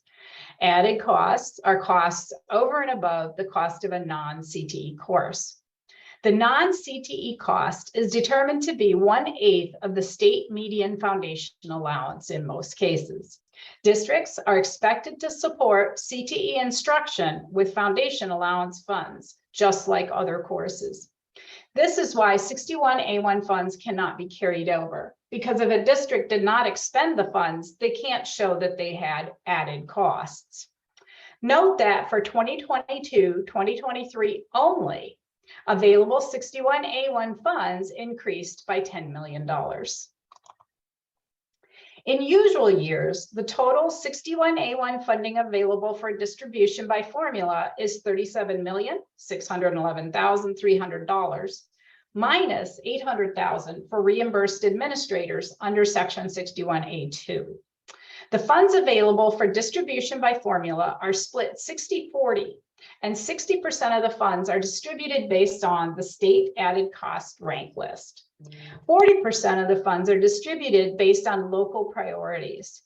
Career Education Planning District, or CPID administrators, indicate which programs they wish to fund with the CPID 40% funds each year through the CPID Options Report.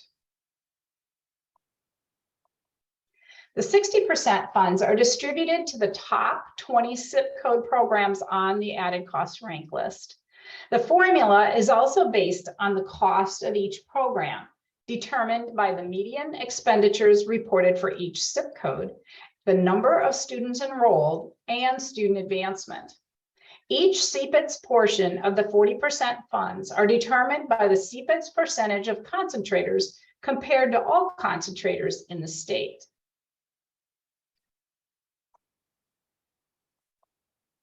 The student advancement factor in the 61A1 formula uses 4 categories of student advancement. We talked about these a little bit in the previous presentation. The first category is weighted 0.5, and this includes all students who were enrolled in a CTE program during the school year, regardless of the grade received in their local course section, and regardless of whether they completed a full Perkins course competency or PCC. These students have less than 4 segments or less than 1 PCC at the end of the school year. For more information on how student advancement is determined, you may watch the recording of the earlier presentation on the topic of student advancement from this workshop. The other 3 advancement categories include,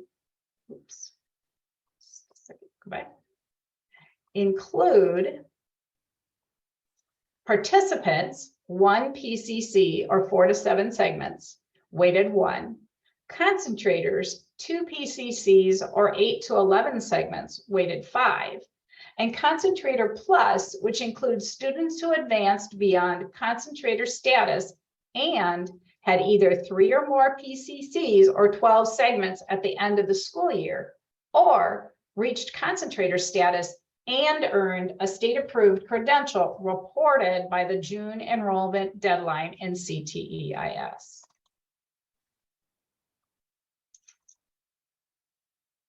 Common questions about Section 61A1 include things like, how much 61A1 money am I going to get?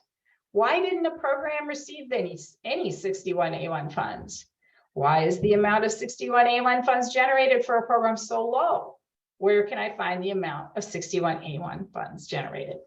We'll take these questions one at a time. The first question is, how much 61A1 money am I going to get? Because the 61A1 formula requires enrollment data for the entire state, 61A1 funding amounts cannot be calculated until all districts have reported their end-of-year enrollment and completion reports. The 61A1 formula is based on proportions. The amount received by any district depends on the number of enrollees, participants, concentrators, and credentials reported for the district, and the number of enrollees, participants, concentrators, and credentials reported for all other districts. It also depends on the zip codes reported by the district and the PSN selected for funding with the 40% CP adoptions funds. For these reasons, it's not possible to estimate the amount of 61A1 funds a district will receive. However, districts usually have the final funding amounts for the school year by the first state aid payment in October, though sometimes this is delayed as late as December. The date the final funding amounts can be made available depend on several factors, including when the state budget was signed by the governor, the date the last district submitted final enrollment reports, and occasionally some unforeseen technical issues. The next question we often get is, why didn't a program receive 61A1 funds? Whether a program generates 61A1 funds depends on several factors, including especially whether the zip code is in the top 20 on the state added cost rank list.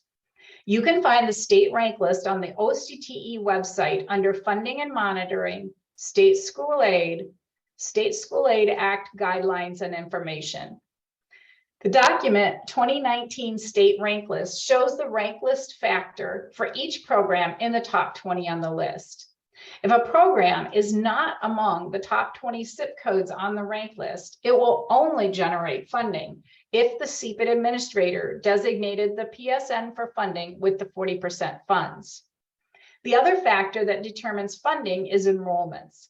If a district did not report any enrollments for a PSN, the PSN will not generate 61A1 funds. Occasionally, districts make an error when reporting and fail to report enrollments under a PSN.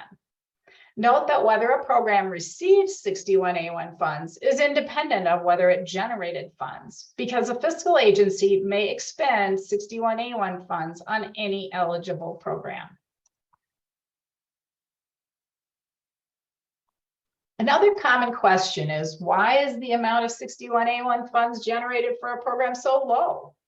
Reasons that the 61A1 funds generated might be less than anticipated include that segments or competencies were not reported correctly, so student advancement for some students was incorrect, affecting the formula. Other possible issues include instructional design changes or reporting that does not follow the instructional design, resulting in some students not having the correct number of segments or competencies. Other possible reasons for lower than anticipated funding include that a district forgot to report some course sections. And finally, if credentials were earned by a student, but not reported in Cteis by the end of year enrollment and completion report deadline in June, these will not be counted when determining the student advancement factor in the formula. All of these potential issues can be checked and corrected before submitting the enrollment report. Cteis has reports available to help buildings check their data for accuracy before submission. This is a best practice and we strongly recommend it. Questions about instructional design should be directed to the appropriate program consultant. To learn more about reports available in Cteis to check data prior to submission, contact the Cteis Help Desk at 800-203-0614, extension 128, or cteis.help@ptdtechnology.com. Enrollment reporting questions may be directed to Joan Church. See her contact information at the end of this workshop.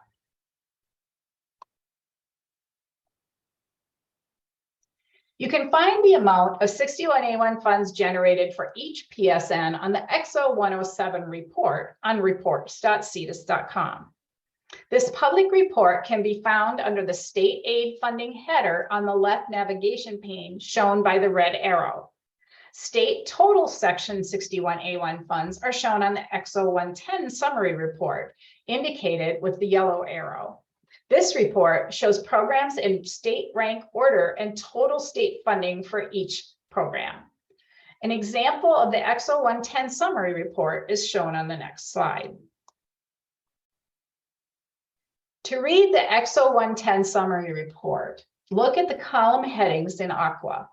Column 6, labeled State 60%, shows where 60% funds end. Zeros indicate programs in these zip codes will only receive 61A1 funds if the CPID administrator includes them on their CPID options report. Column 1 shows the rank weight for all program zip codes. Programs not funded with 60% funds show a weight of 1. Column 2 shows the cost weight for each zip code program. Columns 3, 4, 5, etc. show the number of students funded under each student advancement category. Report column numbers may differ starting in 21-22 due to changes in the student advancement factor. This slide shows where you can find the state added cost rank list on the OCTE website. You can also find the program occupational crosswalk used for ranking programs here. The state rank list is updated every 4 years. OCTE will begin the update process during the 22-23 school year. For more information on Section 61A1, see the added cost guide and other resources on the OCTE website. We have the URL in the presentation. So some common causes of negative adjustments of 61A1 funds. And these include, number 1, failing to expend 90% of 61A1 funds in a program improvement category. Number 2, failing to expend enough local funds on CTE programs. And finally, failure to expend all 61A1 funds received. Again, Cteis has reports available to assist fiscal agencies in monitoring these factors related to expenditure of 61A1 funds to avoid negative adjustments. If Cteis generates warnings during the completion of the 61A1 expenditure report, it is important to attend to these warnings and determine the cause to avoid negative adjustments if possible.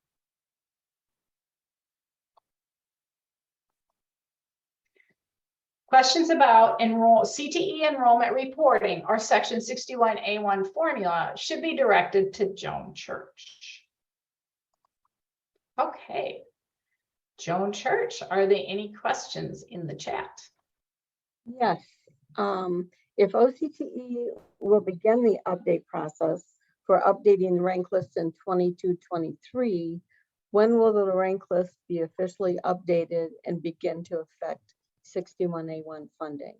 So although we're going to start the update process in 22-23, we are going to be revisiting our methodology. And so we can't give an exact date when there will be a new rank list at this point. It won't be 22-23 for sure. But yeah, we're revisiting the whole methodology. So it may take a little longer. Next questions. Okay, that's all. I've got one that says advisory special pops, same question. And that question, I believe, was, can a special pops representative be an internal, external member? Dorothy answered that. It can be either. I'll add that in the chat as well.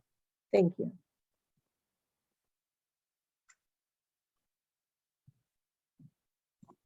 Okay, that's all the questions I have on this section. All right, if we had no more questions about the 61A1 formula, then we will reconvene at 11:10 to cover available reports.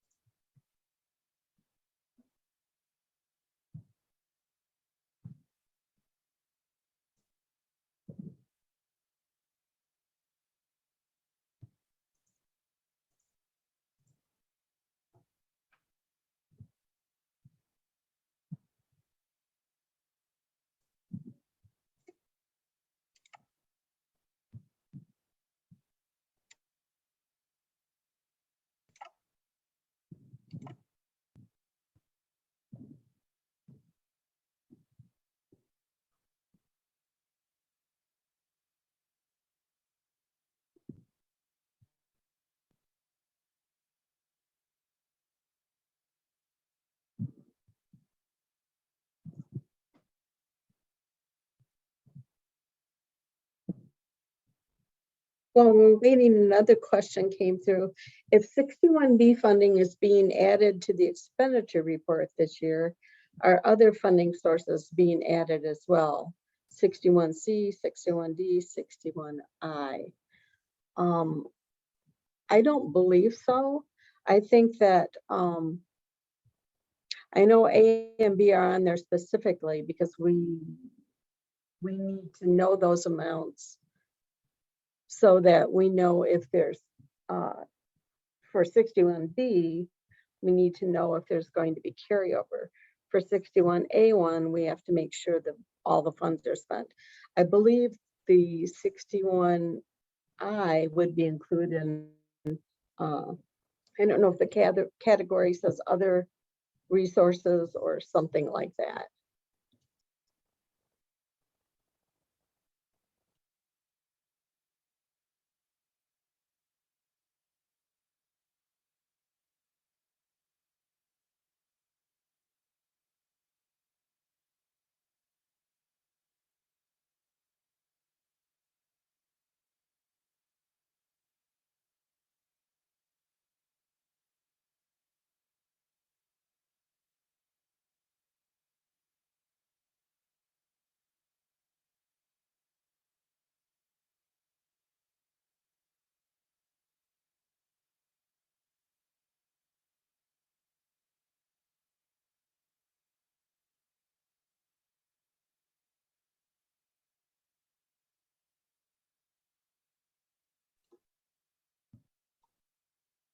A follow-up question is, will we need to report those amounts, meaning the 61 D or I, in 60 months and hit the specific targets on the nose, like we have to for 61A1 now. 61D, we don't look at that. We don't track that. I don't know any. 61I is brand new. I don't know who is tracking that. And 61C, I'm not sure. Those are tracked by other people, so I'm not sure on that. So I don't know, Joan, if you already addressed this, but it is important to report all state and local expenditures on CTE in the 4301, no, 40, the expenditure, Cteis expenditure report, because we use that to calculate the cost of CTE programs for the 61A1 formula. I don't know if you mentioned that, Joan. So any of those categoricals you mentioned, if you're expending those on CTE, you will want to report those on the expenditure report in Cteis, even if you have a separate report. Good point, Jill. Thank you.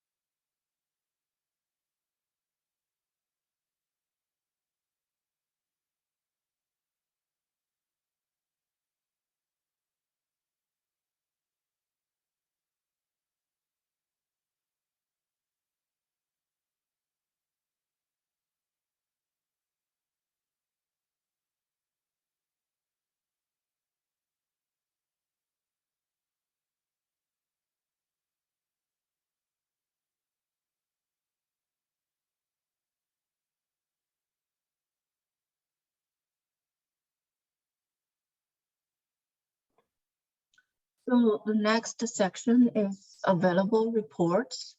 So Dr. Valerie Milton, Dr. Doug Wisner, and I are gonna briefly talk about the CTE data and the reports are where are available and where we can find them. Next slide. The first one we're gonna talk is a Cte Dashboard. So I'm gonna share my screen so you can see the current Cteis dashboard. So this analytics Cteis.com is the URL for the Cteis dashboard, and this link can also be found on our public Cteis report website. So if you click here, gonna point you to the Cteis dashboards. So there are two main things are available on the Cteis dashboards.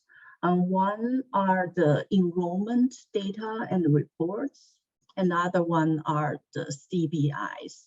So as you can see on the very right on the top bar, gonna link you to the CTE enrollment reports. So there are different reports and different like data.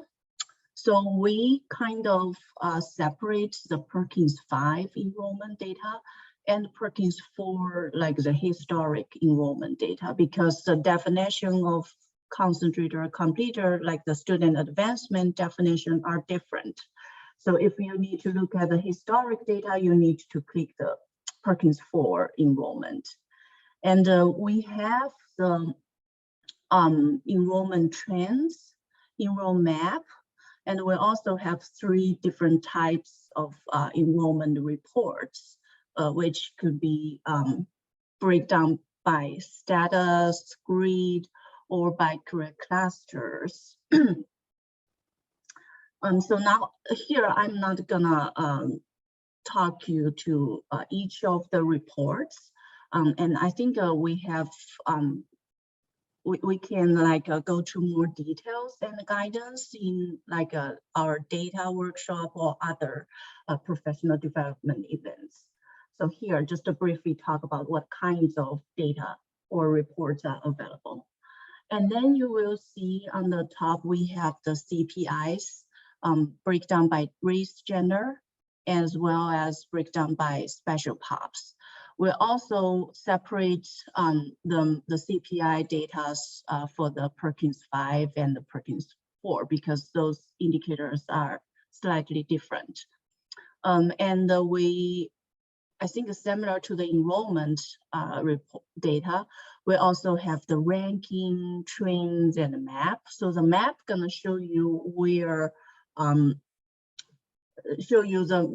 where the programs and programs buildings are on the map of Michigan, and also the CPI data for each of the buildings. And the trends are gonna show you the historic data. But however, for Perkins 5, we only have 2 years trends available because it just started in 1920. If you need to look at the historic data, you need to look at the trends under Perkins 4. And the ranking are the CPI rankings, which are available by CPAD, by zip code, or by regions. So it has like multiple functions. And the main one is a performance. So you can see, I just clicked the race and gender dashboard. So here shows you the numerator and denominators in table, and also a bar chart that compares with our current year state target, as well as 90% of the state target. And then those little boxes here you can kind of break out to see the breakout by gender, race. And this is the same for the special population. So you will see a bunch of boxes for each special pop categories. And the bars on the left gonna allows you to narrow down to like each categories that you are interested. So this Cteis dashboard data will be updated, and because it is always available, and you will see the new school year's data in every January, right before our career education conference. Like I mentioned, because the CPI data is available like around like January. So the whole site data will be available and updated available in January. So Jill, could you go back? To stop here.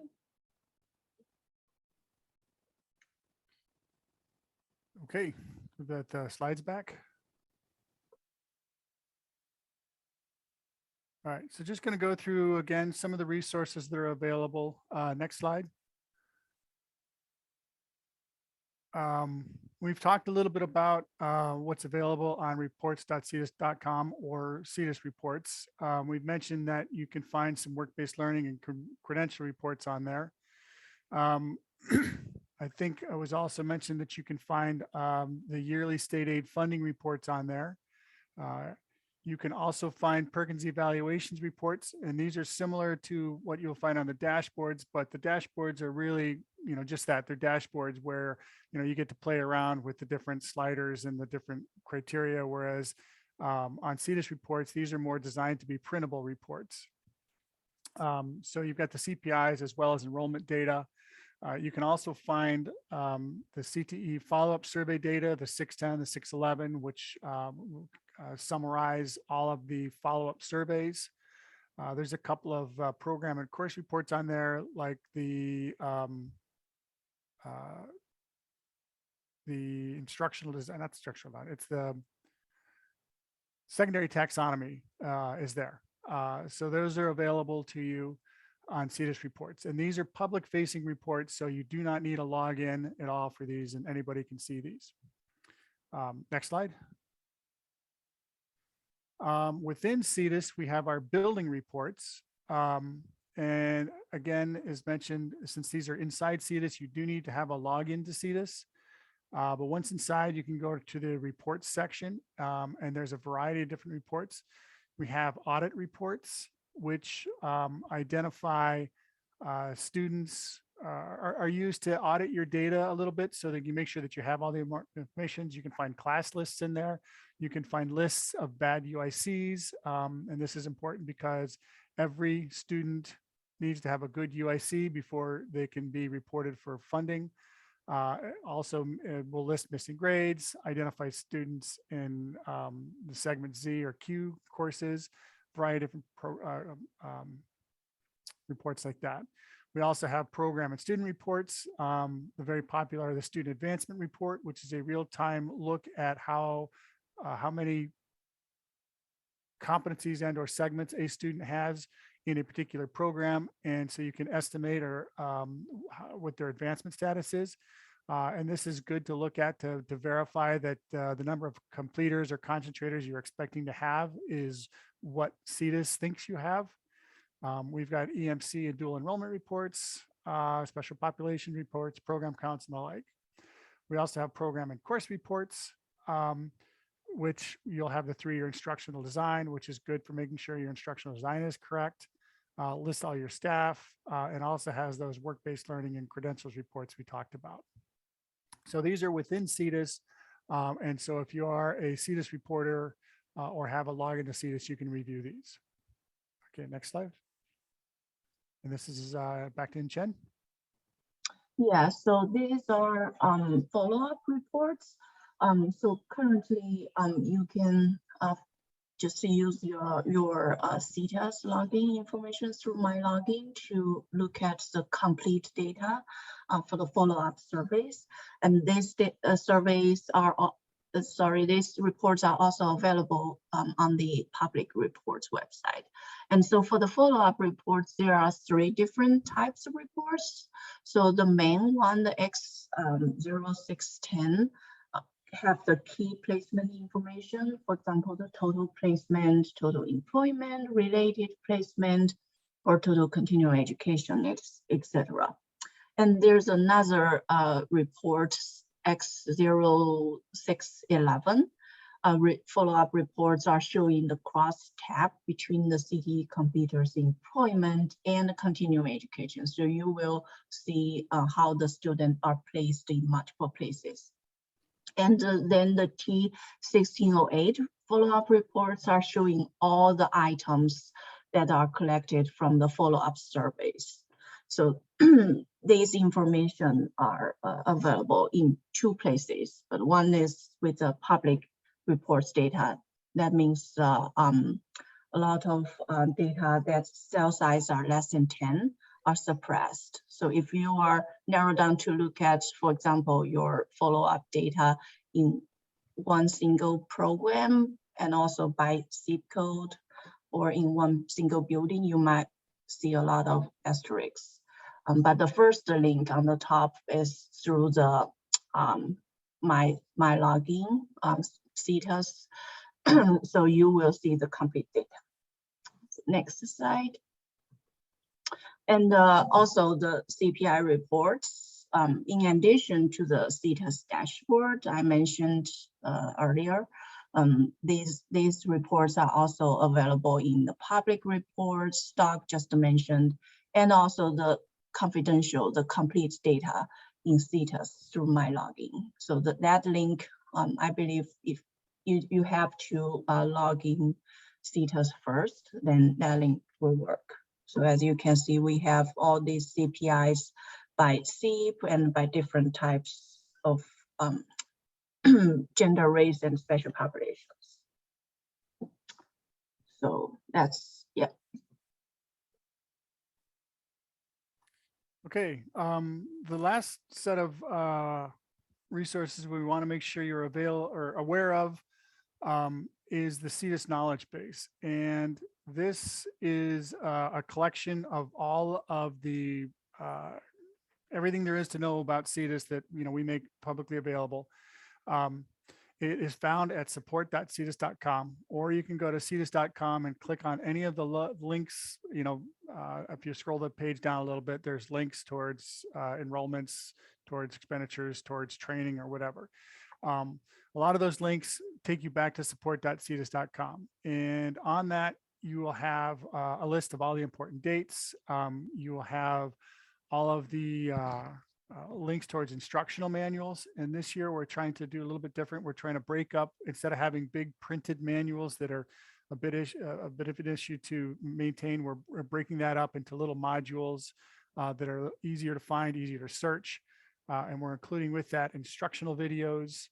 You can find the training schedule and register for courses.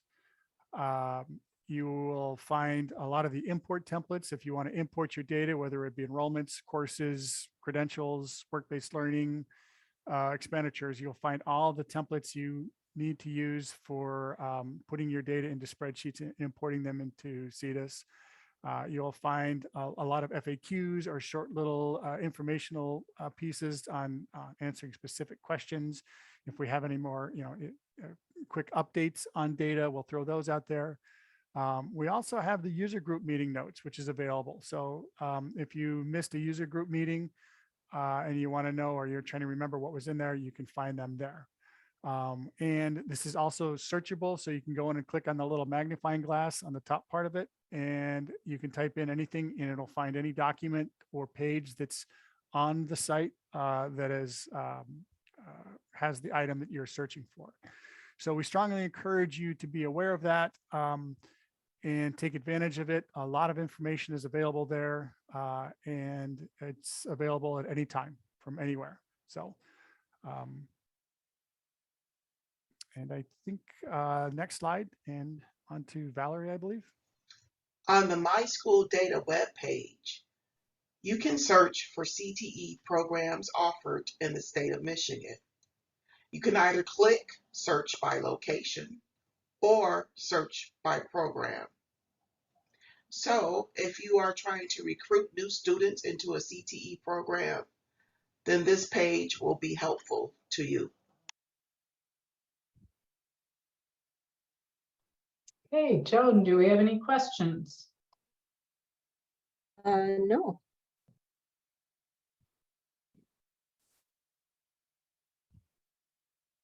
Okay, then we will resume with a couple of slides on the track data review at 11:35.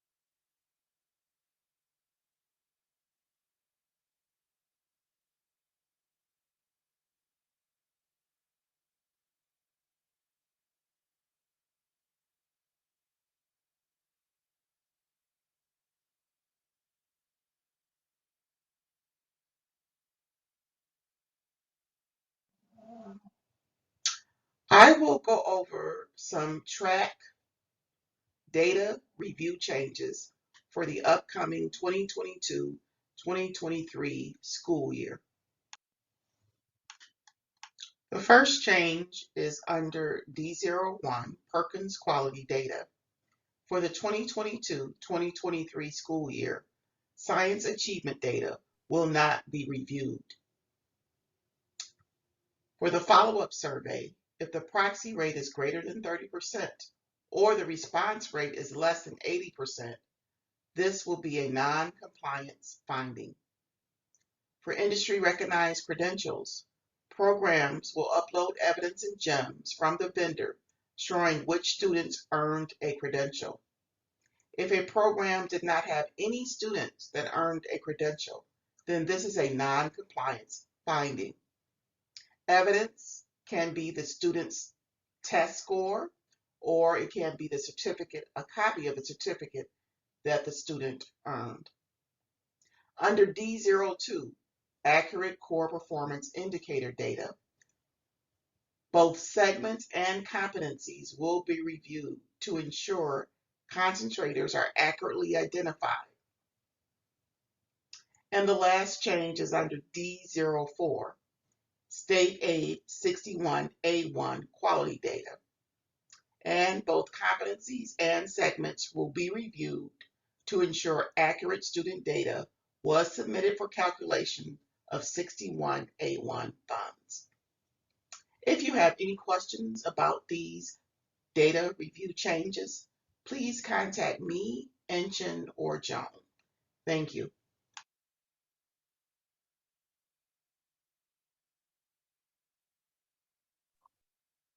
Okay, so that concludes the section on track. We're going to open this question and answer period up for questions on any topic from the entire virtual workshop. And I would ask that the staff who have presented go ahead and turn your cameras on as well. So do we have any questions that have not yet been addressed or that relate to that last session? Yes, there was one question. The credential data must come from the vendor. The question. So Engine, I'm gonna direct that to you. The question is about the track data review.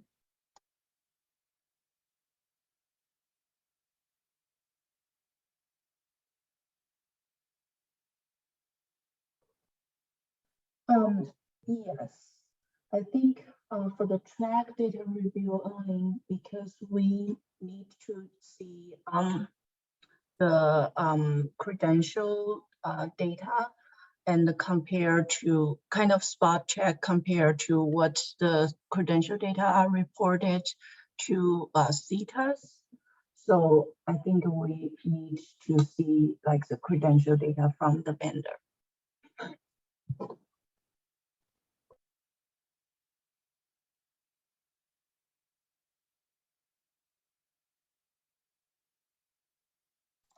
Yeah, just to also, sorry, also want to add to that, but this is only for the like selected PSN and also a very small set of those approved credentials for the Perkins only. So.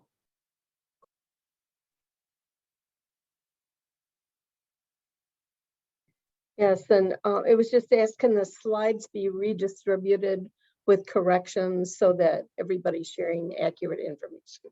Yeah, we can do that, yes.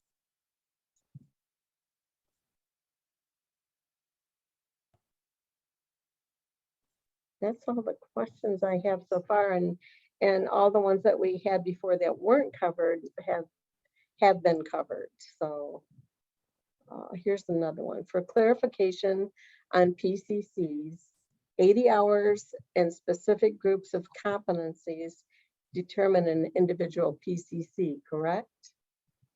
So a PCC is defined by competencies. So When the instructor covers the competencies, that's when they would report them in a local course section. The 80 hours is an approximation, and that is really only used by the Career Pathways grantees when they are grouping competencies into PCCs.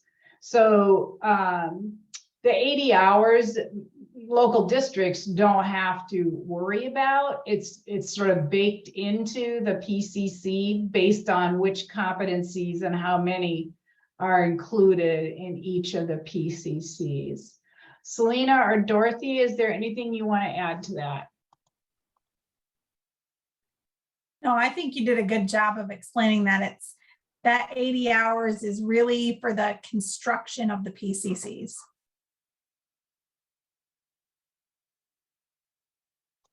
And Selena, I know you've presented before on sort of guidance to instructors as when they would report a particular competency.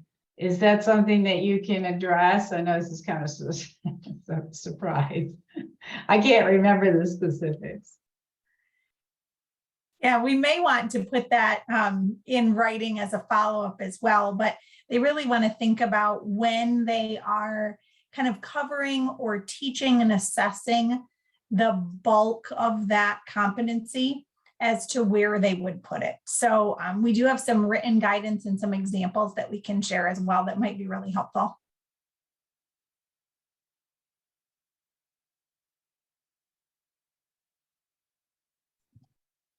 There's another question here for our business programs. Does this mean business programs will need to purchase Certiport seats in order to obtain state-approved certificates? So I'll take that one. The state-approved credentials for the business programs, those credentials are facilitated through Certiport. So you will need to purchase vouchers so that those students can take those credentials. And the vendor has a variety of packages available depending on what credentials you're offering. So yes, those are Certiport credentials for the business SIP.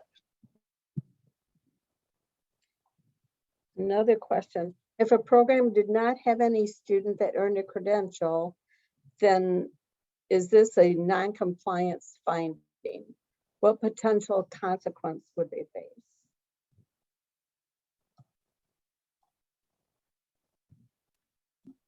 And Jen, do you want to field that one?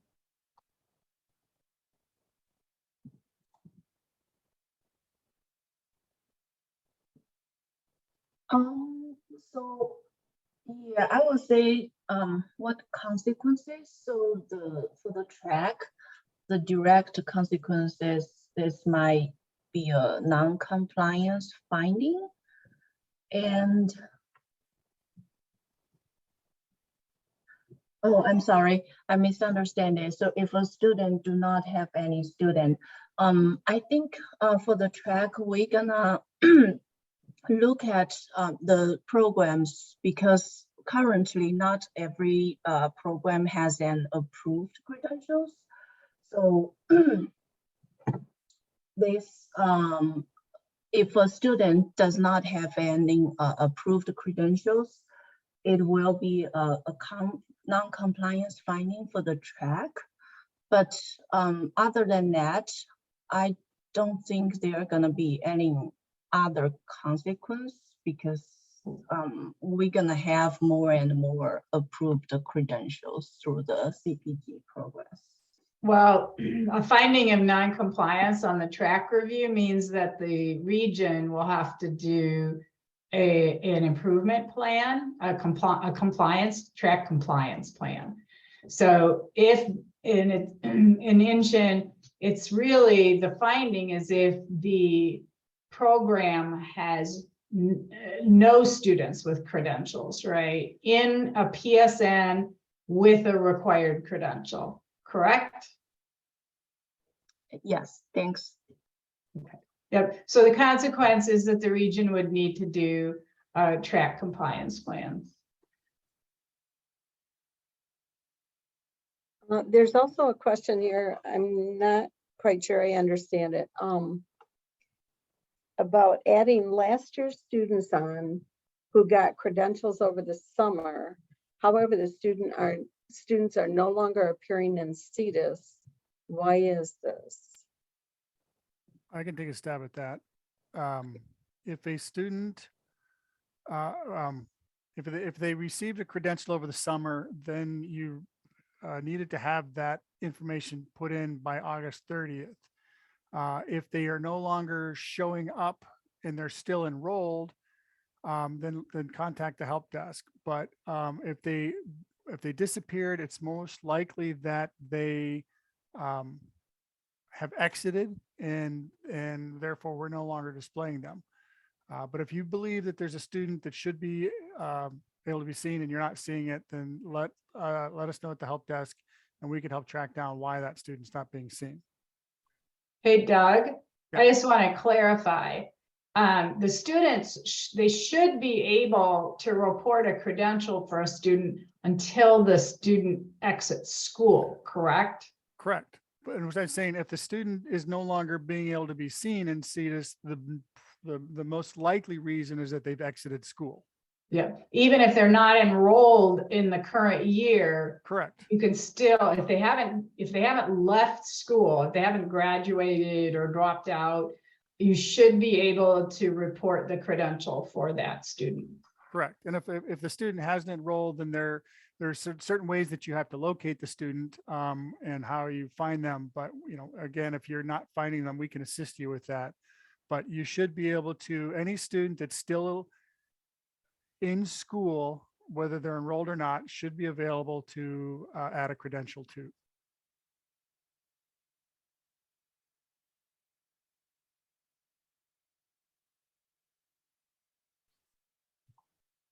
Here's a comment. You can find those students by searching for them, but it created UIC errors on those students last year if they weren't enrolled.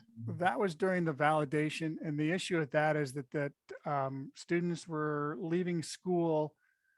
They were being marked as having left school too early, and that was a kind of a new way that we were receiving data. And once we recognized that, we've made adjustments to that so that you should no longer have an error in the validation of trying to add credentials to students. But right now, having started the new school year, if you're still not seeing students, let us know and we can help find out why. Most likely that they've exited school.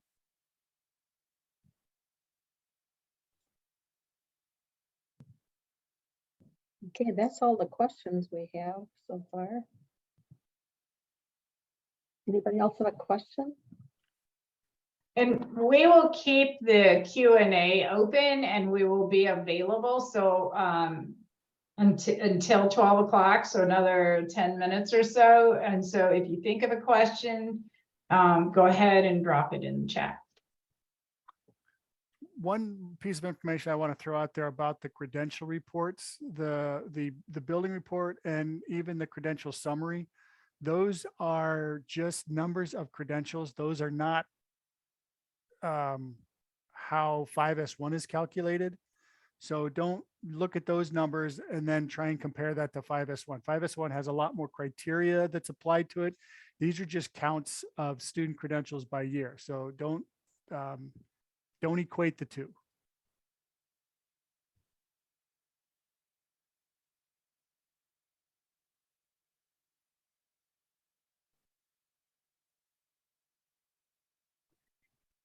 So while we're waiting for people to think of other questions, I just want to say I'm going to put the last slide up with our contact information. Let's see here.